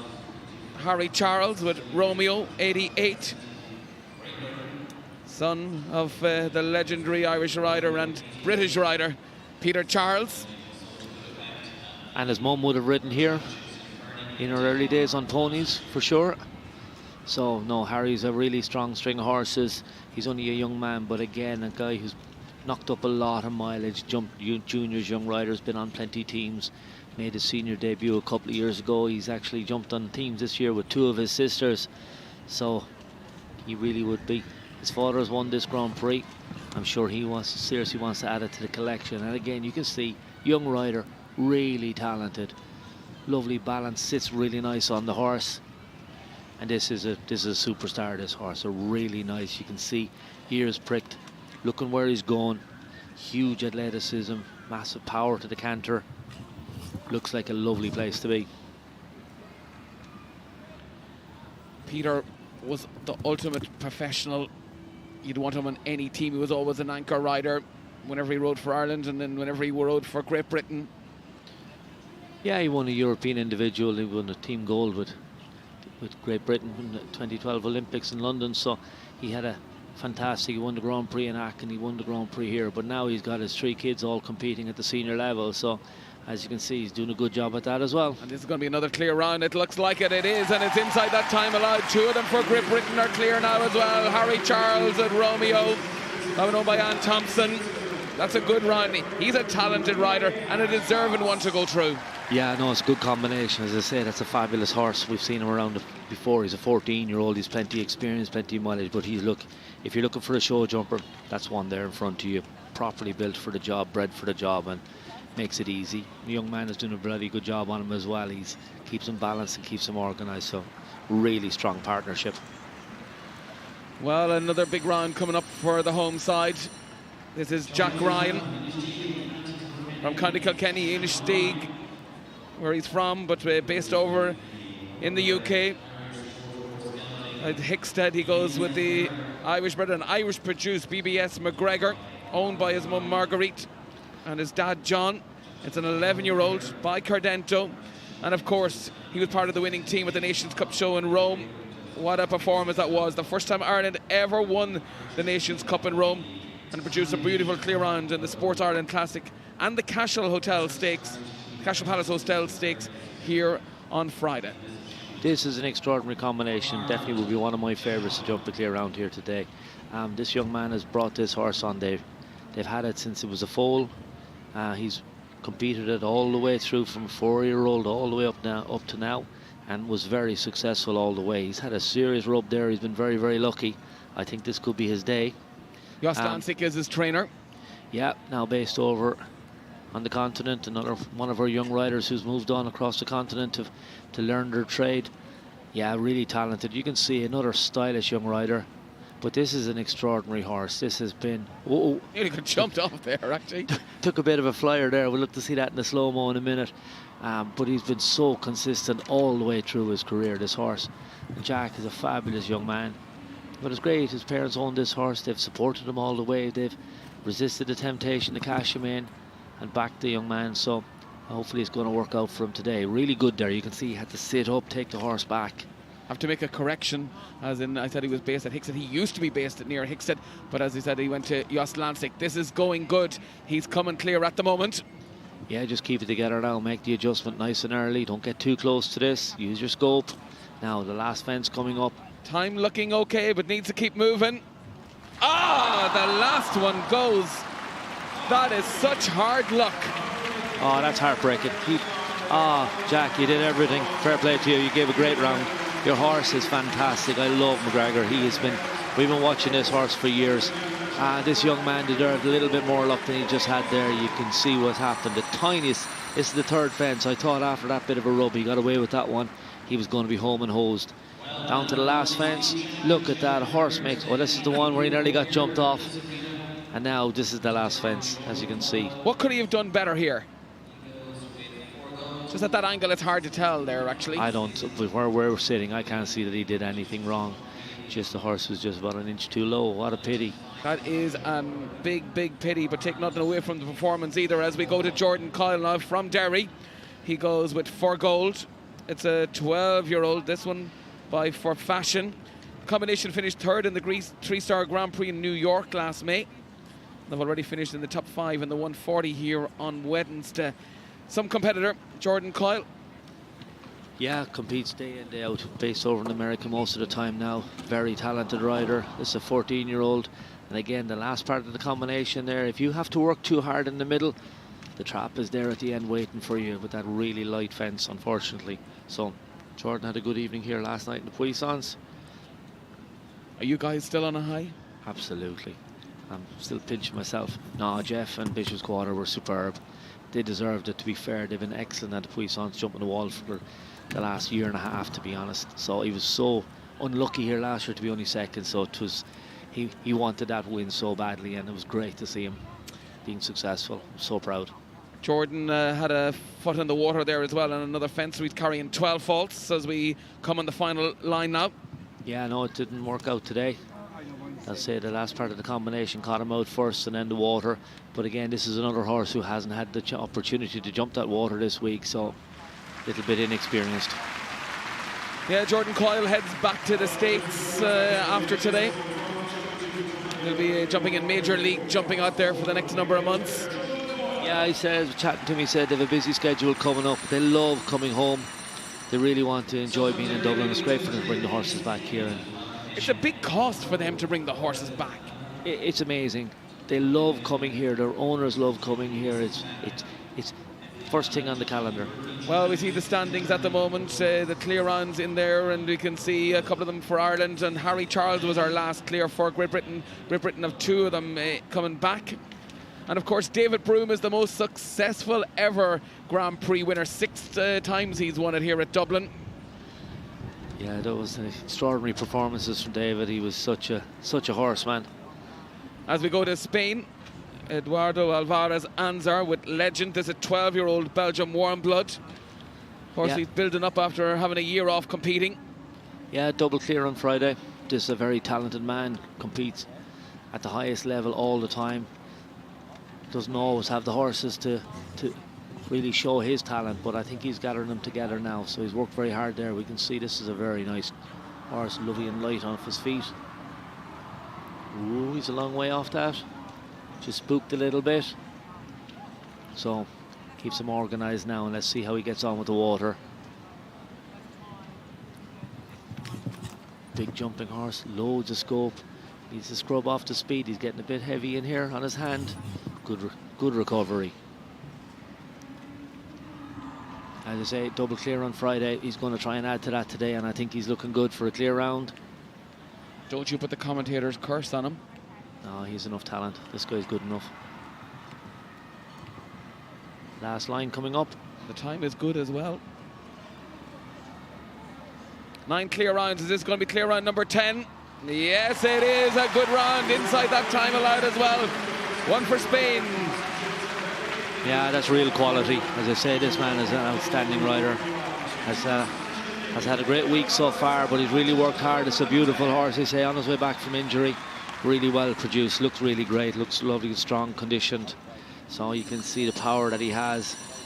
Just about enough control all the way through, so you can see the rider just having to work, sit back against him a little bit, but he's done the job now.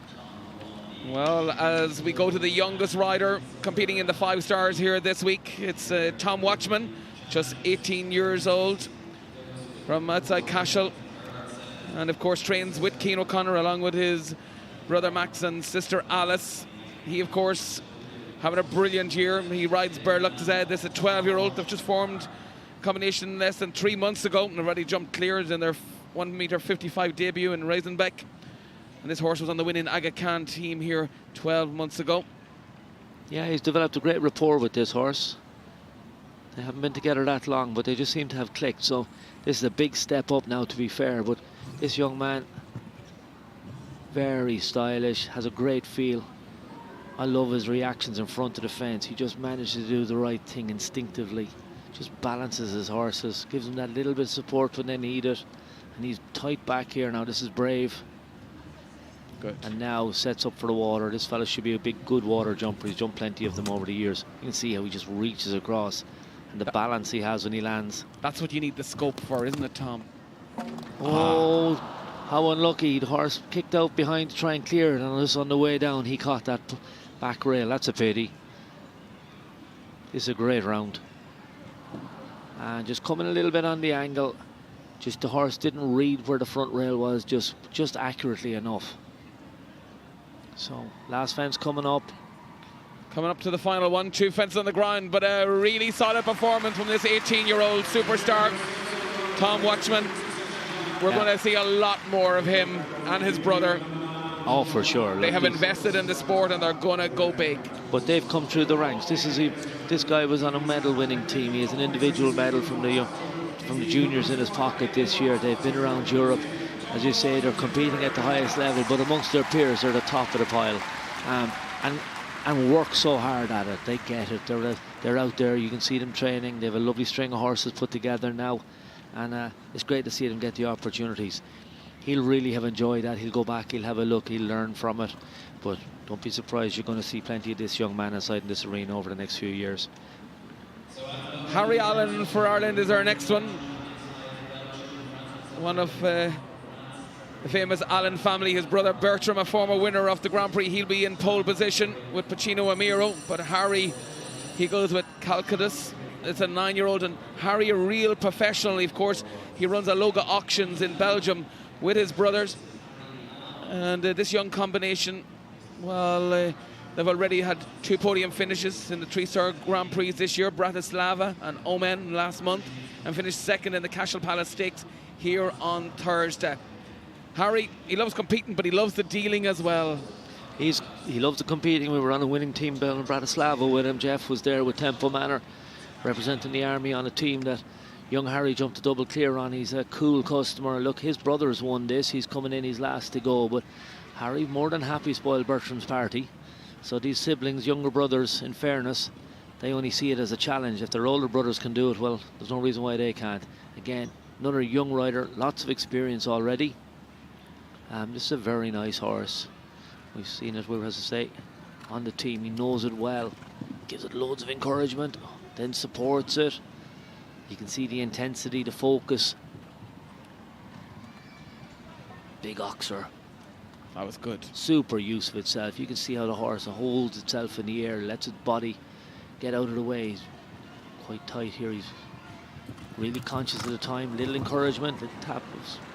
So, whoa, whoa. Take your time. Now you're organised again. That was brave. Time is looking good. He's not hanging around anyway. No, and this is only a 9-year-old. This is only a baby in comparison to some of these older, more experienced horses. But Harry's enthusiastic. He knows the horse. He knows when to encourage it. This is great stuff. Come on, Harry. Here we go. Can this be clear round number 11? Coming to the final fence. The time is looking good. Here we go. The final fence. Yes, he's clear. That's a brilliant round from Harry Allen. That's fantastic. As I say, this is only a 9-year-old. He really has produced this horse so well. He's given it every opportunity to jump the clear round, and to be fair, this horse has just answered every question. Look, his ears prick. Look at that for technique. Wow. Look at the back end, look at the front end, and look at Harry, eye on the job, looking for the next fence. Look at that for intensity. There you go. You want to see how to ride a horse, that's how you do it. Well done, Harry, that's brilliant. That's a brilliant one, and his father Bert and mother Geraldine, real big supporters. Yeah. And they'll be delighted for Harry as well to get that clear round. They'll be hoping Bertram as well will get it clear. He'll be our final competitor. As we go to Daniel Coyle, and for Ireland, he goes with Legacy. Part of the Aga Khan squad, didn't have to jump on the team on Friday. There's a 13-year-old owned by Ariel Grange, who's a huge supporter of Irish riders. Yeah, and Daniel been there now for a number of years, been very, very successful. As you say, she's a huge supporter of the Irish team and the Irish riders. This will be a favourite for many coming in here today. Daniel very focused, lots of experience. So he's jumped a lot of clear rounds already this year, but this is the one he wants to jump now. Yeah, they were runner-up in Rotterdam Grand Prix, and also had a good clear round in Hickstead to help Ireland finish in second. Yeah, this is a real quality combination. You can see taking everything in their stride so far. All the challenges Alan has thrown at them, Daniel is well up for them. He's able to make the adjustments nice and early, and then just encourage the horse to use himself, get his power, gets him there. He's quick here now, you can see, knows the time's an issue, comes across the angle, he can be brave, he knows he's got a quality horse on him. Now, 2 fences to go. This is looking good, get this one out of the way. Coming to the final one, time is okay. Let's see how he's going to get on at it. Yeah, see, I cannot believe it. Whoa, what can you say? Again, took the chances when he had to, but I thought he was perfect down there. Look, it's a long course. You're 73 seconds out there in the arena. That's what we've got. 14, 15, 16, 17 jumping efforts. There's a lot of effort, and they start from the very beginning. There's no let up on this track. Jerry did mention that in the course walk. And at a 5-star Grand Prix, there's extra fences in this. So this is a real test of ability, but also of stamina. Yeah, and look, and we say Alan has used the wheel, he's used the clock to his advantage. So it's advantage course builder here, particularly in the Grand Prix. He never gives the rider a second to let up. They don't get a chance to regroup. Well, to another man who is in tremendous form this season, Shane Sweetenham from Kanturk, County Cork, based in the States. He goes with Out of the Blue, SCF. It's a 9-year-old Belgian warm blood by Verdi. And Shane is ranked 7th in the world. One of the current top 5 rated performers. This one performed superbly in Aachen, picking up 3 top 12 placings. And competitive combination proved a superb win in the Sports Ireland and a top 5 in the Cashel Palace Stakes. This could be a big day for him and this 9-year-old. Yeah, look, we saw him on Friday, put in a superb performance in that new superstar horse, James Can Cruz. But look, to be successful in this sport nowadays, you need a string of horses. One isn't enough. And in fairness to Shane, he's built a really strong team of horses now and a really strong team around him. So, look, he's a lots of experience. And this one owned by Spike Coast Farm, his long-term supporters. Yeah, they've been together a long time now, but they've had so much success. They're based in Kentucky. Super jump over the water, and look, you can see how organised this guy is. And nearly too good, actually. Unfortunately, Shane just wanted the horse to sit up a little bit, and the horse overreacted on him. Just left him a little bit off that vertical then coming in. That's such a pity, because as I say, a real quality combination. Great to have Shane back at home. Oh, another one gone. This horse just losing his concentration a little bit. Just keep it together now. Well, 8 falls there. 8 for Shane Sweetenham. Out of the Blue. Just a 9-year-old. Well, we do know that 9-year-olds can jump this round. Yeah, we've seen one already. Harry, young rider, young horse. Not a bother on the pair of them, so they've cantered around showing everybody it can be done. Tom, as a producing nation, 9-year-olds, is that quite early in a horse's career to be jumping 1.60 m? Oh, absolutely, yeah, for sure. You know, when you think the 7 and 8-year-olds here have their own categories, so to step up to, you know, to bypass and go into Grand Prix. Look, to be fair to Harry, he's had that horse a while now, and look, he's got Bertram there as well. They're very clever. They know exactly what they're doing. There's no way they're going to put a horse in out of his depth. You know, these horses are too valuable. They produce him so well, so he knew he was up for it. Well, Jessica Burke, another top competitor. She's over the first fence. She's from Gorton, Galway, but based in Hampshire. She's been having a brilliant run. She's a member of the winning team in Lisbon last season. And she goes with Nikki HH, a 10-year-old Belgian warm blood by Herald. This girl is a winner. She's won so many classes in the last couple of years, and so many classes this year now. The Grand Prix is going to get away from her, having had the middle part of the combination down. But remember, Jessica's one of the riders who a number of years ago came through the Premier League series and got an opportunity to come in here, and then she built on that. Previously a school teacher, she gave that up and now rides full-time, as you say, based in England. So that opportunity was a springboard for her, and she's taken that, and she's competed at 5-star level. She's jumped in 5-star Nations Cups, and she's a winner here this week. And look, we're going to see a lot more of her. Today is not her day, but we do know that she's a really competitive and talented rider, and every time she goes to a show, you see her on the start list, you know you're going to have it put up to you. I don't think she'll go back to the school teaching. Not for a while anyway. Well, it's an easy one to hold. She's coming on the two fences down for 8 faults. Just 8 and exceeding the time allowed there as well. So 10 total for Jessica Burke and Nikki. Yeah, she'll go home now, regroup. She's getting together a string of horses, so don't worry, she'll sort this out. That's only a 10-year-old mare. So yeah, needs the experience, has got to get in there. Like we're saying, these riders are doing the best they can to try and get these horses the exposure and the experience that they need. It's a real balancing act. But look, they know what they're doing. She's a lovely type. She'll be a real horse for the future, I think. You can see, you know, Jessica really has to nearly override her a little bit just to make up for that lack of experience. And that causes the fences down.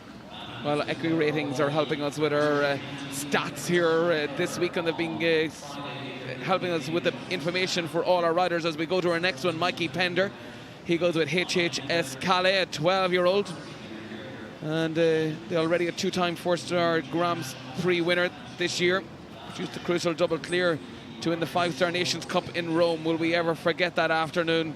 Also a big winner on the Global Champions Tour. Mikey Pender from Castledermot, based with Marion Hughes and Miguel Bravo down at HHS Horses in Kilkenny. Yeah, big rangy horse. Mikey has a real good handle on him, as I say. They've a lot of success so far. You can see a little bit unusual in his way of going, but Mikey knows him so well. So try and get this combination out of the way.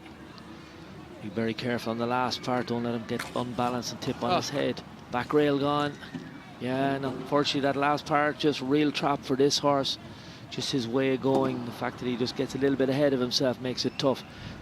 You have to remember this horse has done a lot of jumping this week as well, so you know they're not machines.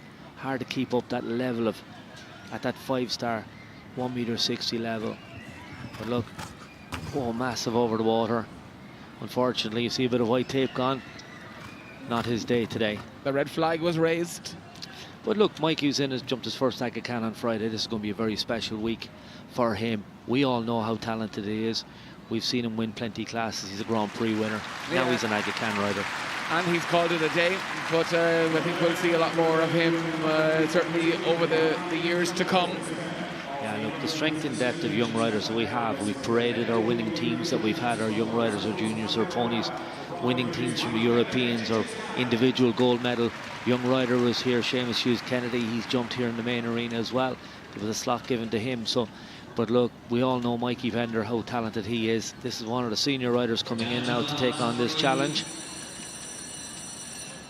Well, to a man that won this Grand Prix, he knows what it's like. Shane Breen from Cashel, but the master at Hickstead. He goes with Quick Star. Kervek, of course, won it back here in 2019. He's coming on the back of a successful weekend at Hickstead, helping Ireland finish second in the Nations Cup.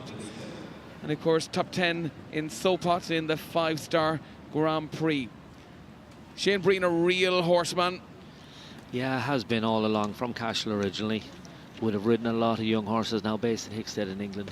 As you say, winner of this Grand Prix. Regular competitor at the highest possible level, but just an extraordinary horseman, really balanced, excellent rider, well able to produce his horses, has produced a huge number of horses over the years, and the list is so long, we couldn't rattle him off. Starts off really well here now. This is a really nice horse, lovely balanced, you know, real got the combination of all the attributes. So he's got to sit up, but here this man's good. He's strong in the holding field. He knows his way around. We saw him here with the Parade of Hounds earlier on. That was a great recovery. Just unlucky there. Yeah, look, Shane is one of our better riders by a distance. He's at this a long time, top class rider. He'll be a bit unfortunate there. That wouldn't have helped him going down to that line. No, he lost his right stirrup. Look, the horse jumped the water, tipped a little bit, and just unshifted him in the saddle. He lost his stirrup, and look, riding a horse with no stirrups is not easy. Cantering down to a 1.60 m double with no stirrups. Now that's tough. He will be disappointed with that one because it looked like on for to deliver that clear round. But his brother Trevor is clear with Highland President, so he'll be helping him put all his efforts into that one. Good recovery there from that one. Unbelievable, as I say. Riding a horse with no stirrups is tough. He could have been on his nose altogether, actually. Ruby Watch probably has had a few of those type of moments. I think we've all had those, to be fair. Now here's a man who's had a great week. Absolutely, and this is our second last rider in the first round of the Longines International Grand Prix of Dublin for the award of the Irish Trophy. Richard Howley from Sligo. He goes with Consulate. And of course, Richard, well, winner of the Cashel Stakes on Thursday. Recently finished in the top 10 at the 5-star Monte Carlo Grand Prix, and also a 3-star Grand Prix winner earlier in the year. This is one of the most competitive riders on the circuit. Yeah, he was second in 2 classes the first day. He was chomping at the bit from the minute he arrived here, but this is the one he wants to win. They say really competitive. He's put a lovely string of horses. He's a lovely horseman, you can see. Really keeps the horse motivated, big canter, and then he just lovely and calm at the end and encourages the horse to jump, get the power on. That's great riding. Come on, Rich. Keep it together now.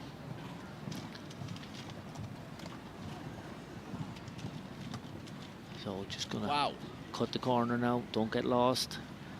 Jumped his tall vertical. It's very trappy.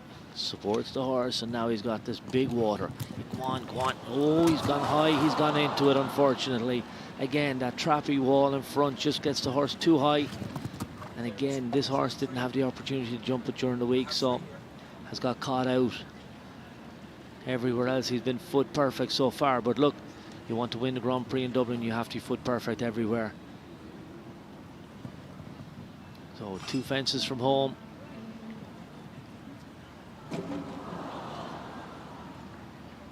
So on the 8, foot in the water and 1 fence down. Inside that time allowed, 8 falls there for Richard Howley.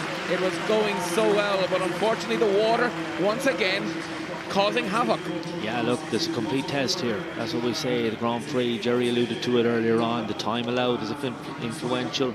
The positioning of the fences, you can see here, jumps up so high, just can't get far enough away. And then just at the end, you can see the horse, he's really trying. He really wants to do everything to leave the fences up. He just gets his timing wrong. Well, we go to Bertram Allen, the final competitor in this first round. He goes with Pacino Amiro, an 11-year-old Irish sport horse by Pacino, owned by Aidan McGrory. And of course, Bertram, a former winner of the Grand Prix here at Dublin. Vastly experienced, finished on the podium in their last 3 5-star Grand Prix, topped off with a win in La Coruña, and 3rd highest rated Irish horse in the world. Fast 4 faults in the Sport Ireland Classic and the Cashel Palace Stakes. And he is one of the favourites, certainly, if he can go clear in this first round. Yeah, he won here as well. He was a winner yesterday. This man is well used to red rosettes and winning classes and winning big classes. We remember him here as a young man coming and winning the Grand Prix. That was 2014 with Molly Malone. One here with Romanoff as well. Look, this is an outstanding horse, and it just seems to be getting better and better as years go on. I watched this horse as a 5-year-old, tried to buy it for the army, but the owner had no interest in selling it. He knew he had a superstar, and he loves this sport. But Bertram and Pacino have really come on to a good run of form now at the moment, so really expect him to join his brother in the jump off. But this is a lovely horse, has all the attributes. You can see how experienced he is. He just pops the water when you see what some of them have done. There, Bertram does what he has to do, make sure he gets his horse organised, doesn't let him drag him into the double. Whenever we talk about scope, that's about keeping him off it, so he'll get right out the far side. Yeah, you just have to trust that they have the amount of jump necessary to clear the obstacle, because for these horses, if you get too close, they just can't physically get out of the way. Here we go. So he stays off the jump, lets the horse use his power, and hopefully we have another clear round. Yes, we have a clear round. The brothers are through to the jump off. That's a brilliant performance, well written. He used all his experience there with Pacino Amiro. Bertram joined his brother Harry Allen in the jump off here. Yeah, as I say, look, he's been building towards this. He's had some outstanding performances over the last couple of weeks. We know he's won a 5-star Grand Prix in this horse last season. He's been building back towards it again, and he wasn't leaving anything to chance out there. He took every opportunity, did everything he had to do to give the horse a chance to jump them. Well, that is a well-deserved pattern. Look at that. Jerome Goury is clear. Abdel Sayed, Francois Xavier Boudon for France, Trevor Breen, Highland President, Michael Duffy, Zilton, Brian Balsinger for Switzerland. They're clear. Sam Hutton for Great Britain, Martin Fuchs, Leona J, I beg your pardon, Harry Charles, Romeo, Eduardo Alvarez, Anzar for Spain, Harry Allen and Bertram Allen. Look at that. It could be the two brothers going head-to-head in the jump-off. You won't miss a thing. We're taking a quick commercial break. Back in a few moments' time.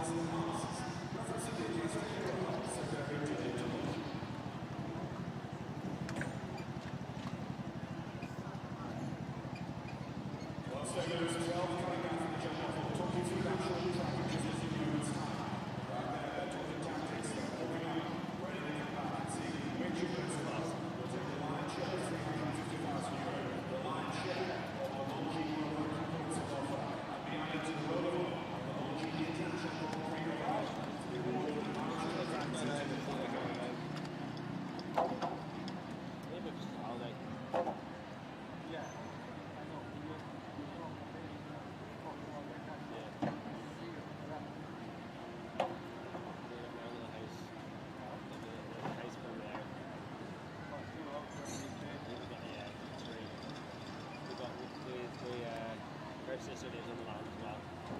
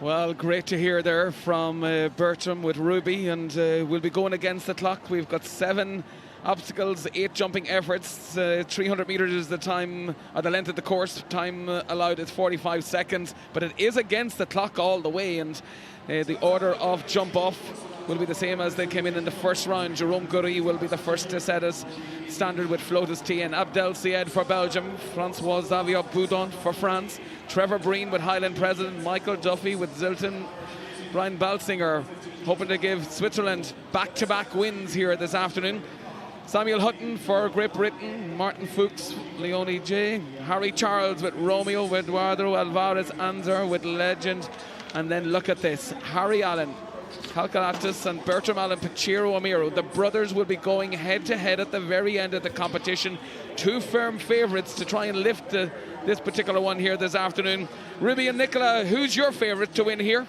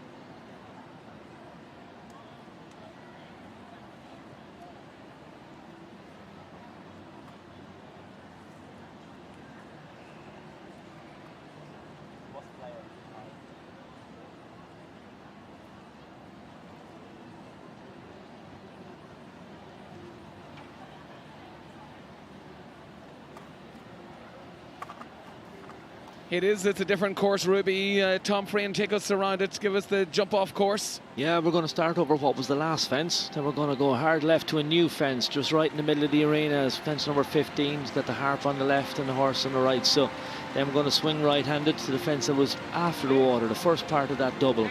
So it's a 1.60 metre, really tall vertical, only 3 poles on it. Back left, back right-handed to the last 2 parts of the combination. Oxer vertical, then a good gallop down to the Cashel Palace, Rock of Cashel. Big Oxer, then back left-handed over the Longines, very tall vertical, and then gallop home to an Oxer. So this will be one of my men that I'm going to put in the top 3. I think this guy's an extraordinary competitor. He's got a beautiful horse that's really going to be suited to this jump off. You can see he's light, he's a galloper. So Jerome has plenty of experience and he's won a few Grand Prix in the past. So I think this guy is going to get up a real good head of Steve. You can see, look what he's doing already, getting his horse opened up. This fella knows what he's about. He's going to put up a really good performance and put everybody else under pressure and try and pile it on. So you can see. Well, Jerome Goury goes with Floris Tien, a 13-year-old stallion. Already quality time. Yeah, you can see how quick he's away off the back of the first fence. This guy means business. He's nothing to lose. He's known as 12, 11 very good combinations behind him. He's very quick. Oh, okay. He's going to keep up the pace now. Knows a quick 4 might get him a few quid at the end of the day. In over the Oxer. I think he lost the head a little bit at the beginning, did he? The winner's going to go flat out. Whoever takes this top prize today is going to have to do something magical. So you might as well start at the beginning and try and be that one. And win it from the front. He's no choice. He's not going to get an opportunity to build. So, look, that's his best effort.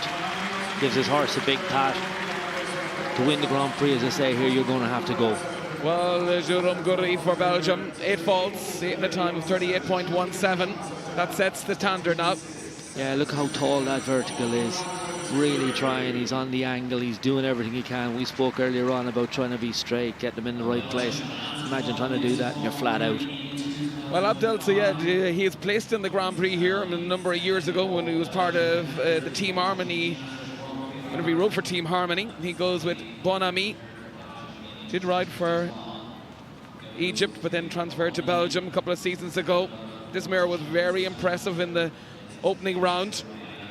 Yeah, I don't think this guy knows what it's like to be the runner-up. He wants to be the winner as well. You can see she might not be an old mare. She's only a 10-year-old, but she's got a huge stride, and he's going to use that to his advantage in all her scope and his experience.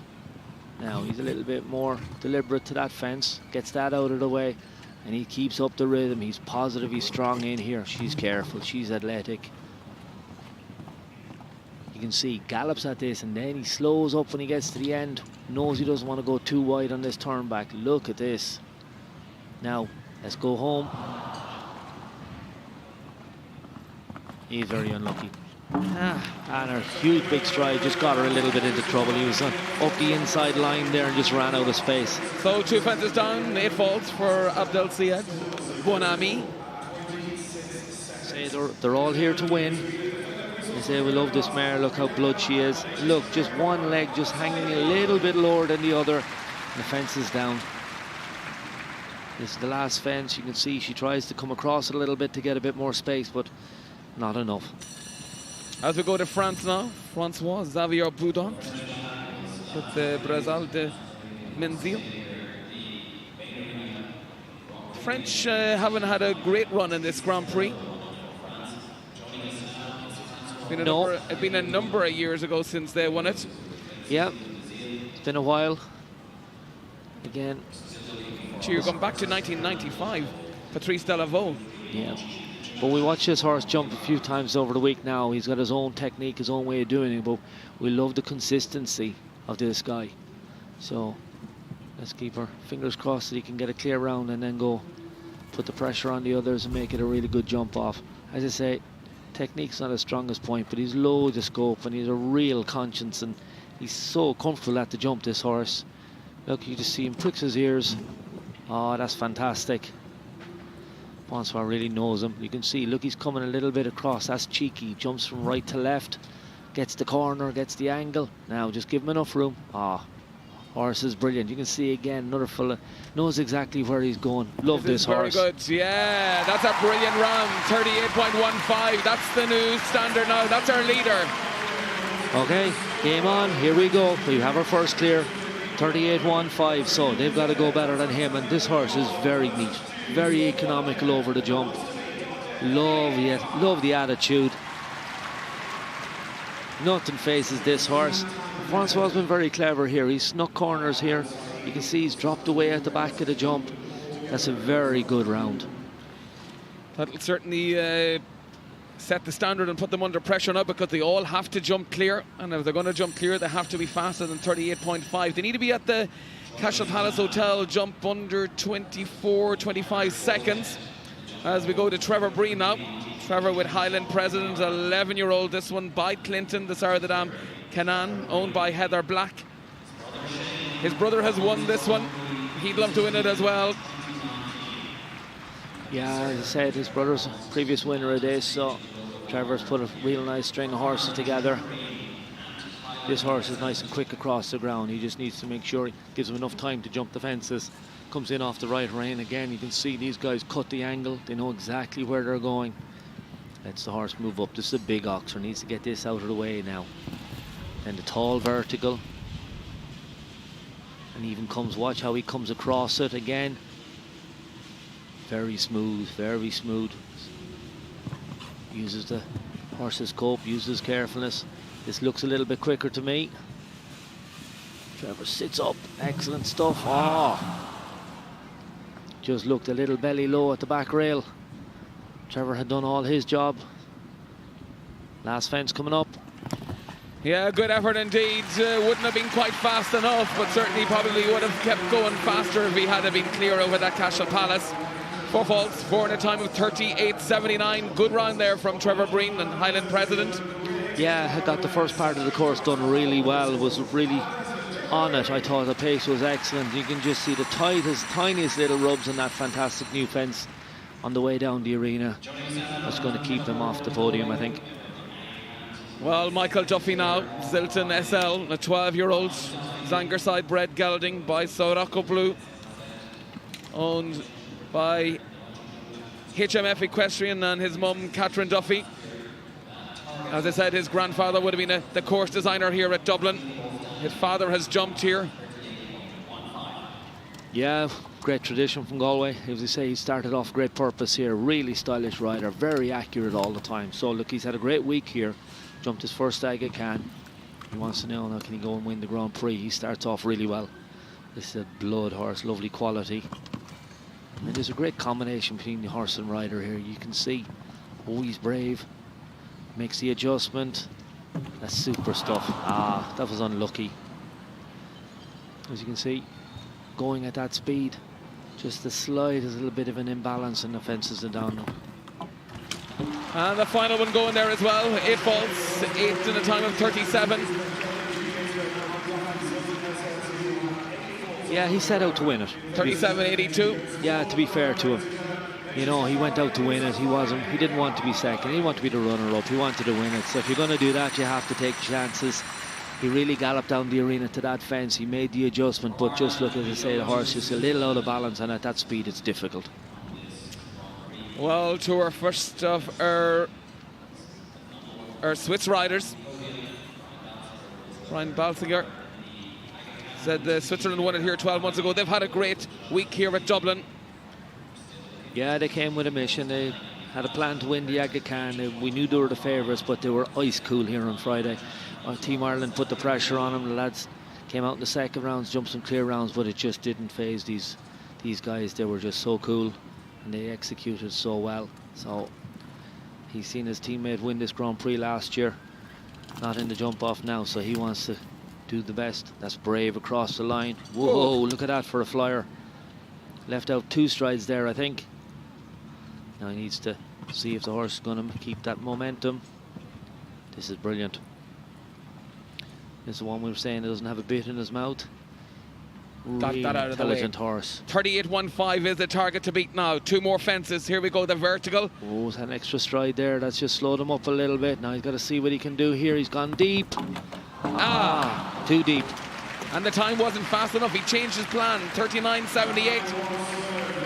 Yeah, you need things to come up for you. He landed off that tall vertical, and the distance wasn't there. He just had to wait and look for it, and then it had just passed him by. You can see, look, he cut the corner here, gallops down the arena, just didn't get the distance he wanted. He even drifted left and right to try and find some space, but couldn't get enough. Just that was one of those things that happens, really. So we're at the halfway stage. 6 more left to go as we go to Sam Hutton now. Casablanca H. Britain, well, David Broom was the most successful ever rider in this Grand Prix. Won the Grand Prix in 1960, 1967, 1968, 1977, 1979 and 1981. He won it 6 times. While his bosses jumped, he didn't get a clear round, so I'm sure he'd like to have a go. This mare was a little tricky in her head the last time. Maybe when she's going quick she won't shake it, but a little bit heady already. But she's a beautiful type, so athletic, really wants to jump the fences. So Sam just needs to keep it nice and level. As you can see, she covers the ground really easily. She's always scanning, she's looking for the jump. She's brilliant there. She's really settled into this now. He's on it here, I think. Yeah, this is good. This is on target. Wider there now. A little bit wider there now for sure. But we'll see what he can do to the last. How brave can he be? He's steadied a little bit. Gets the distance he wants. It's a good try, but it's not quite fast enough. 39.35 into second place. Yeah, he just didn't get the turn back after that Oxford to the second last fence. He just needed to be a little bit tighter, but he knew if he'd done that, he could be just risking it too much. See, fabulous jump here. We love this horse. They're a really intelligent mare. They obviously know each other very well. He's able to trust her and let her do her job. Well, this is an exciting jump off in the Longines International Grand Prix of Ireland. One cool customer is coming in next, one of the top riders in the world. This is Martin Fuchs. He goes with Leona J, a 10-year-old gelding. Yeah, this. Sorry, by Baltic VDL. I give out the breeding, Tom, because a lot of our viewers here at the show, but they love the breeding and they want to see what they should be breeding their mare to next. Yeah, no, it's fantastic. In fairness, with the world has got small place, and people are putting a lot of emphasis into using different stallions from around the world, and the availability of it is great. You know, it really has improved the breed at home here. You can see Pacino and Miro, an Irish bred horse, who are competing with the best of them, and we now have a real solid breeding program and been brought forward over a number of years between all the breeders around the country, and we're up there with the best of them again. It's where we should be. This is a lot of people's favourite to win this class today. We know he has the quality. We know they're an outstanding pairing, so let's see how they get on. 38.15, but he must be clear. This horse is just an extraordinary athlete. You can see the quality of him. Ears prick, the intelligence of this horse. And he has the first fence down. It's not going to be today. As they say, he jumped double clear on Friday. He's won the Aga Khan. This horse has been asked to do quite a lot, and this is just, it's not going to be his day. He was brilliant in the first round. We know he's a superstar. We really do thank them for bringing him here and letting him see us. Look at the canter, look at the gallop. He's just an extraordinary horse, and skips out over that like there's nothing in it. But they're not machines. Now coming to the final fence. Look at that. That is unreal. On the 8 penalties, 8 faults, 39.15. But great to have them here with us at Dublin this week. Martin Fuchs. Yeah, we're going to see him. He'll go to the Europeans. Don't be surprised if he has a medal coming home from the European Championships. As you said earlier on, they need to qualify for the Olympics, so they'll be putting their best foot forward. Yeah, he'd like to win the Grand Prix here today, but he's gone home with after winning the Aga Khan. I think that was their big priority. So look, fantastic to have him here. Well, France is leading. Great Britain in second. Trevor Breen for Ireland is in third place. That's the top 3. As we go to our next competitor for Great Britain, Harry Charles with Romeo 88, a 14-year-old gelding owned by Anne Thompson and Harry Charles. Yeah, this is just a fantastic looking show jumper. You can see he's all the qualities, all the attributes that you want. Brilliant canter, loads of power, very athletic, good stride, an intelligent horse. Young man, very confident, very careful. As you say, his father's won this. Harry'd like to add this to the mantelpiece as well. So starts off really well. Takes his time across to this careful vertical. Jumps back across the angle, and now into the double. Stays smooth. Look at the focus. Look at the balance. Excellent. Now moves up. Now you'll watch me just come back with his shoulder a little bit. Get the horse back on his haunches. Pops that for sport. Now how tight can you be? Brilliant. Keeps his leg on. Keeps the horse's hind end underneath him. Now cuts the corner. This could be our new leader. Here we go. Last fence. Perfect. Very close indeed. 38.65 into second place there for Harry Charles and Romeo. That was a very, very good performance. Yeah, that just goes to show what Francois did. We knew Francois was neat and tidy, but he was really clever. He cut the corners. He was very tight everywhere. So this is a superb round, and Harry still didn't catch him. So that's going to tell the guys out in the pocket. There'll be plenty of spotters up there in the stand who'll be reporting back to Harry and Bircham and telling them what they have to do. Three left to go, Tom. 1 for Spain and 2 for Ireland. The 3 left to come. I know Harry's the youngest of them. He's the least experienced, but he's a very competitive young man. I've seen him jumping this year. As I say, we were on a team with him. I saw him being second in the Grand Prix, and I think he was second over there in Bratislava that weekend. His mare is only 9, but she's gamey. She's up for the job. The man coming into the arena at the moment here is one of the top riders in the world by my reckoning. He has a beautiful horse here, so he won't be happy with second or third either. So let's see what we get. Well, we go to our third last rider. This is Eduardo Alvarez Anzar with Legend.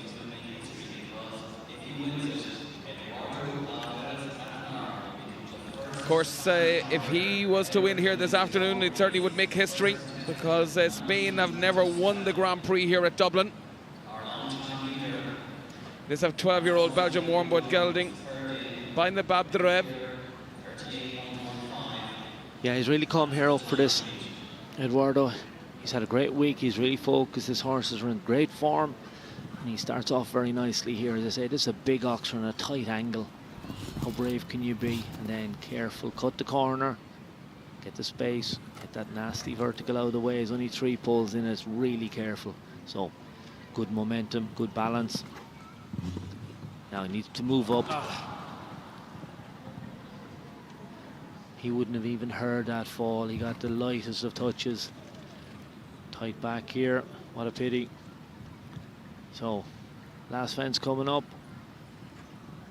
Good shot, plenty distance. And the final one going there as well. So, yeah. 8 falls, 38.99. Yeah, just look, when he let him move up and down to the fence, he just kind of lost a bit of shape in his jump. Just dragged his back end through that front rail. That was a bit of a pity. But here we go. You can just see the lightest of touches coming out there. What a pity. Well, France are still leading. You have to go back to 1995. Patrice Delaveau with Roxane de Grouchy was the winner on that occasion. We're still not over yet. 2 left to go, and 2 very fast ones against the clock, and more importantly, 2 of them in there for Ireland as well. The first of those, Harry Allen with Calculatus. This 9-year-old Westphalian gelding. Harry's just naturally quick. We've seen him all the way come through the pony circuit, all the way through the horses. Jumps to 2-star, 3-star, 4-star. You can see already how quick he is, and he knows this little mare. She's real blood. She skips across the ground. Look, her ears pricked. Look how balanced she is. This is excellent. I think he's up already. Now, just keep it together. Oh, bit deep going in there. That makes that back rail very difficult. Okay, that didn't work. He's just going to have to shake her up now and get her home. As I say, she's only a youngster. Just came down there and got a little bit green. Didn't quite understand what was being asked. But look, she's a lovely mare. Harry's a really talented young man. No harm done. No harm done as well. They'll be back another day. Absolutely, he was giving it all. 8 falls there, 8 for Harry Ireland in a time of 41.44. A huge performance from that 22-year-old. Yeah, no, as I say, look, he's a hugely talented young man. You can just see he came in, he was on a little bit of an angle, and the mare wasn't 100% sure what was happening. Then just cut down on the back rail, and then Harry again, just using his experience, just supports the mare and makes sure she gets out of it safely. And as I say, no harm done. Carried on and jumped around the rest of it. Well, the only one that can deny a win for France in the Grand Prix here at the RDS is our final competitor, Bertram Allen. He goes with a Pacino Amiro, an 11-year-old gelding by Pacino, owned by Aidan McGrory. Bertram knows what it takes to win the Grand Prix here at Dublin. He won it back in 2014 with the brilliant Molly Malone. Pacino Amiro is very, very fast indeed. He certainly is the one who can do it, but he has to leave the fences up. 38.15 is the target. Yeah, this is the man. Look, we've seen this man win here before. He's won already this week. This is a fantastic combination. You know, they know exactly what the challenge is. So Bertram starts out really well, positive. You can see he's quick away from the back of that fence. Now goes a little wider, makes sure of this fence. He knows his horse, he knows he's loads of scope, gives him the space. That's excellent stuff. Now you can see Bertram, his trademark, drops his shoulder. Right, game up. Now he just wants to get him home. He was a bit unlucky there. He really wanted to win this and he was trying hard. Look, we're not going to have an Irish winner on this occasion. We've had some outstanding Irish performances, and fair play to the guys, they put it up.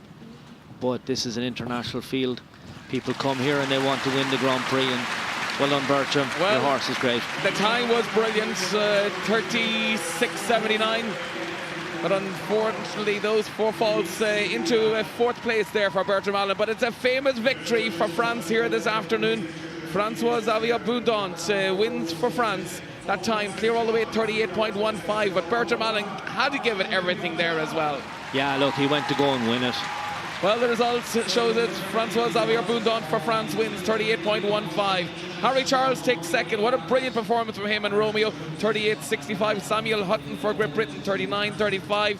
Bertram Allen in fourth, 4 faults, 36.79. Trevor Breen for Ireland in fifth with Highland President, 4 faults, 38.79. And in sixth place, Brian Balsinger for Switzerland, 4 faults, 39.78. But you can take nothing away from our winner, Francois Xavier Boundon. He was clear all the way. It's a famous win for France. The presentation coming up in a few moments' time. We'll take a quick commercial break. Back with you then.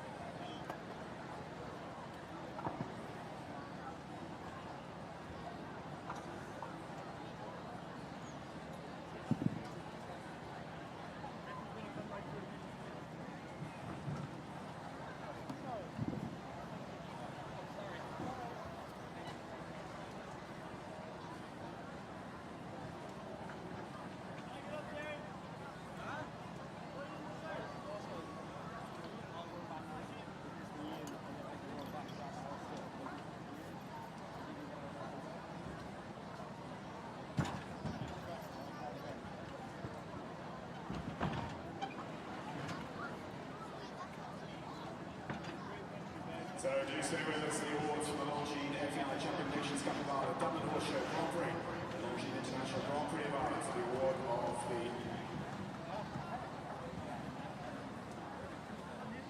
Government Trophy presented by the Government of Ireland. It's going, as we heard, for the first time this century to a French rider in the form of Francois Xavier Boundon. He gave us that first double clear line. Harry Charles so close to a great Sam Hutton in third, Frederick Jamal, the best of the Irish riders, in fourth. Trevor Green will be back with us for awards for his Nations Cup final source. Ireland President Ryan Bowsker will round out our top six with Chelsea for Switzerland.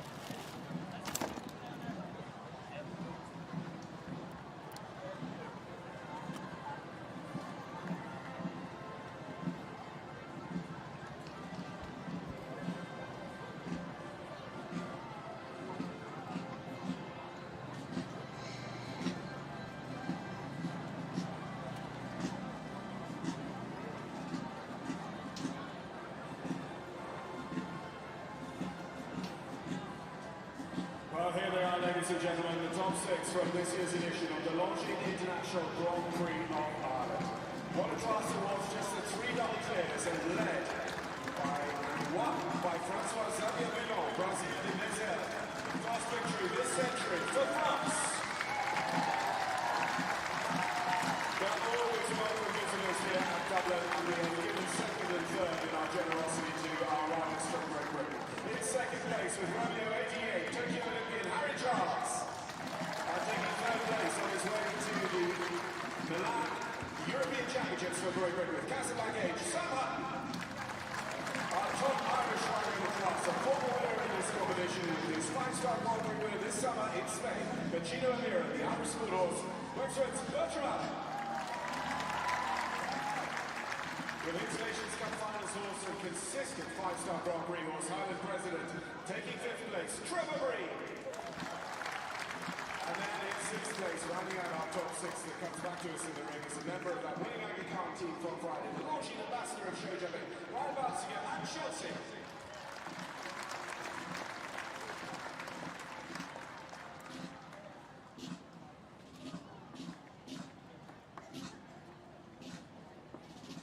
Now the musical support for the award ceremony for the Longines International Grand Prix of Ireland being provided once again by the Defence Forces School of Music. Our thanks to them for providing the musical support once again, as they do, of course, so traditional on Aga Khan Day as well, the Longines FEI Jumping Nations Cup of Ireland.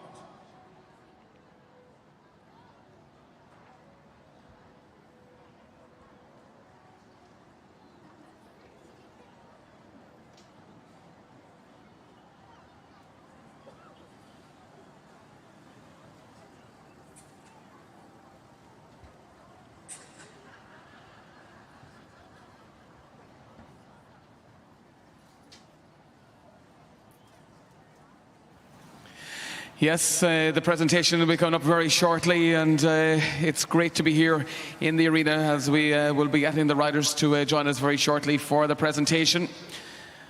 And what a great Grand Prix we've had here this afternoon. The first time that France have won it since 1995.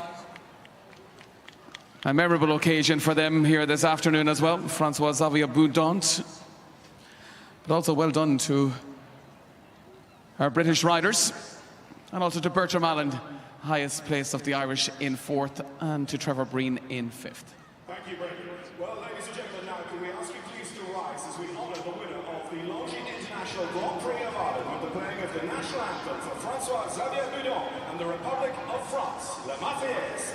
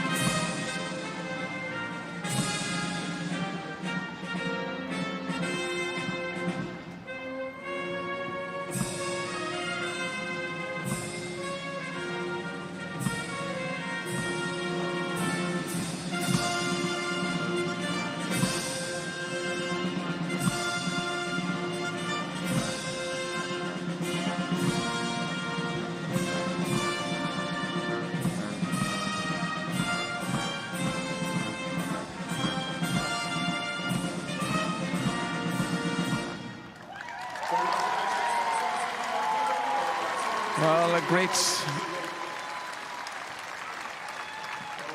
reception from the crowd.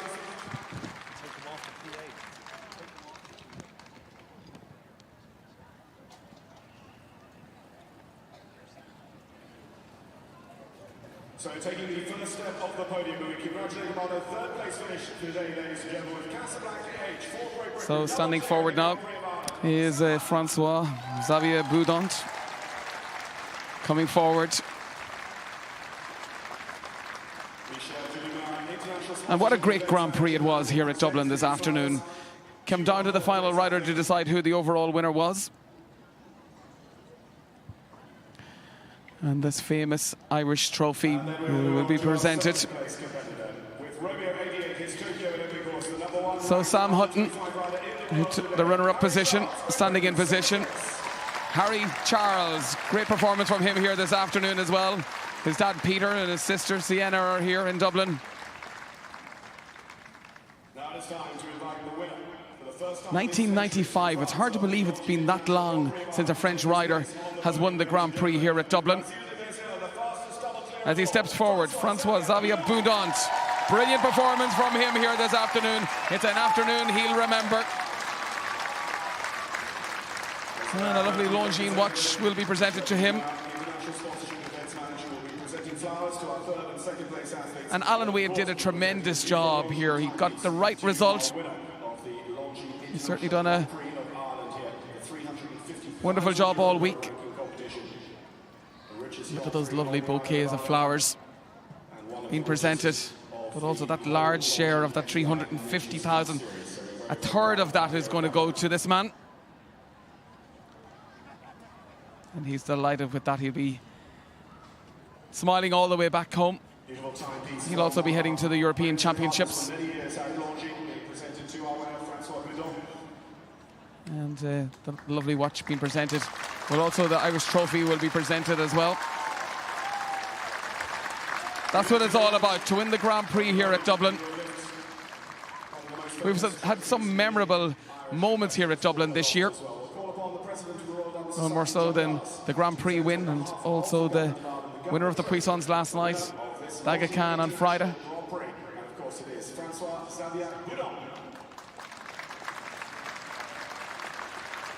Hard to believe that the Dublin Horse Show is coming to a close. And this wonderful trophy being presented now by the president of the RDS, John Dardis. It's one that they all want to win. It was presented by the government. And it's a heavy one as well.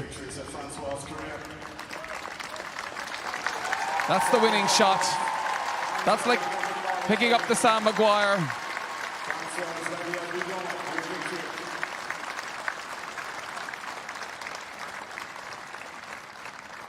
Well, as part of our Defence Forces support also, we are accompanied by the representatives of the military police detachment, and we will make sure that that trophy goes carefully back into the care of our military policemen here in the ring. And then I think we'll be able to hear from our podium athletes with Brendan McCarthy.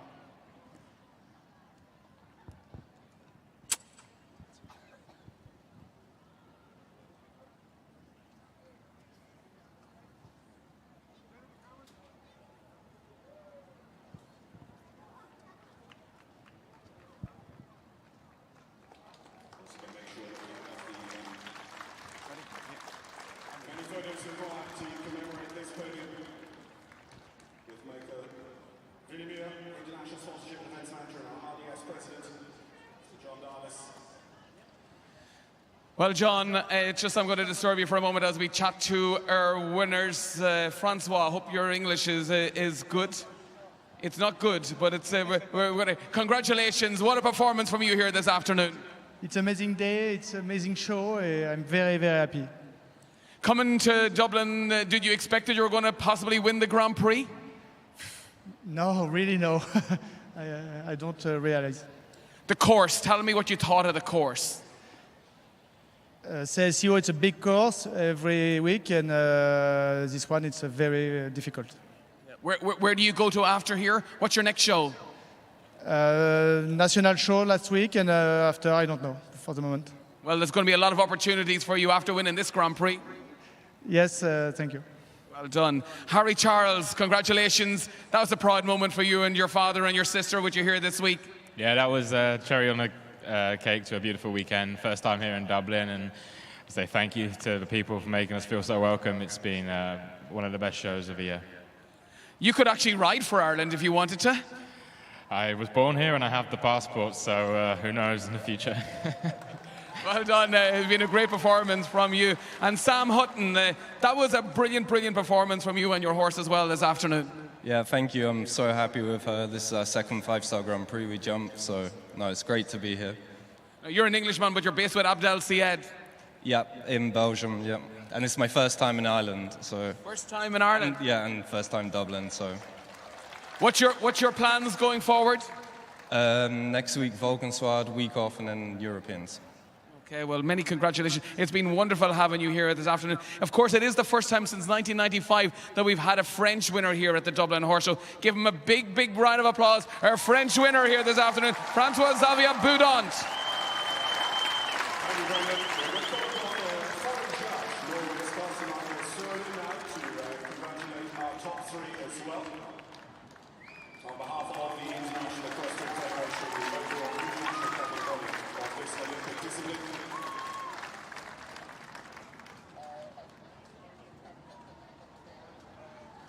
Mr. Sawley, his first visit here to Dublin as well as foreign judge. It's been a great pleasure to have him with us here this week as he congratulates our top three, François-Xavier Boudon, Harry Charles, Sam Hutton. Well, ladies and gentlemen, in a moment we're going to ask those top three to rejoin their horses, and in the interim, can we please, one, have a huge round of applause for all of these horses. Two, have a huge round of applause for the grooms accompanying those top three, so that they can be on the podium. The work they do is second to none. And finally, a round of applause for our fourth, fifth and sixth place competitors. Bertrand, Pacino, and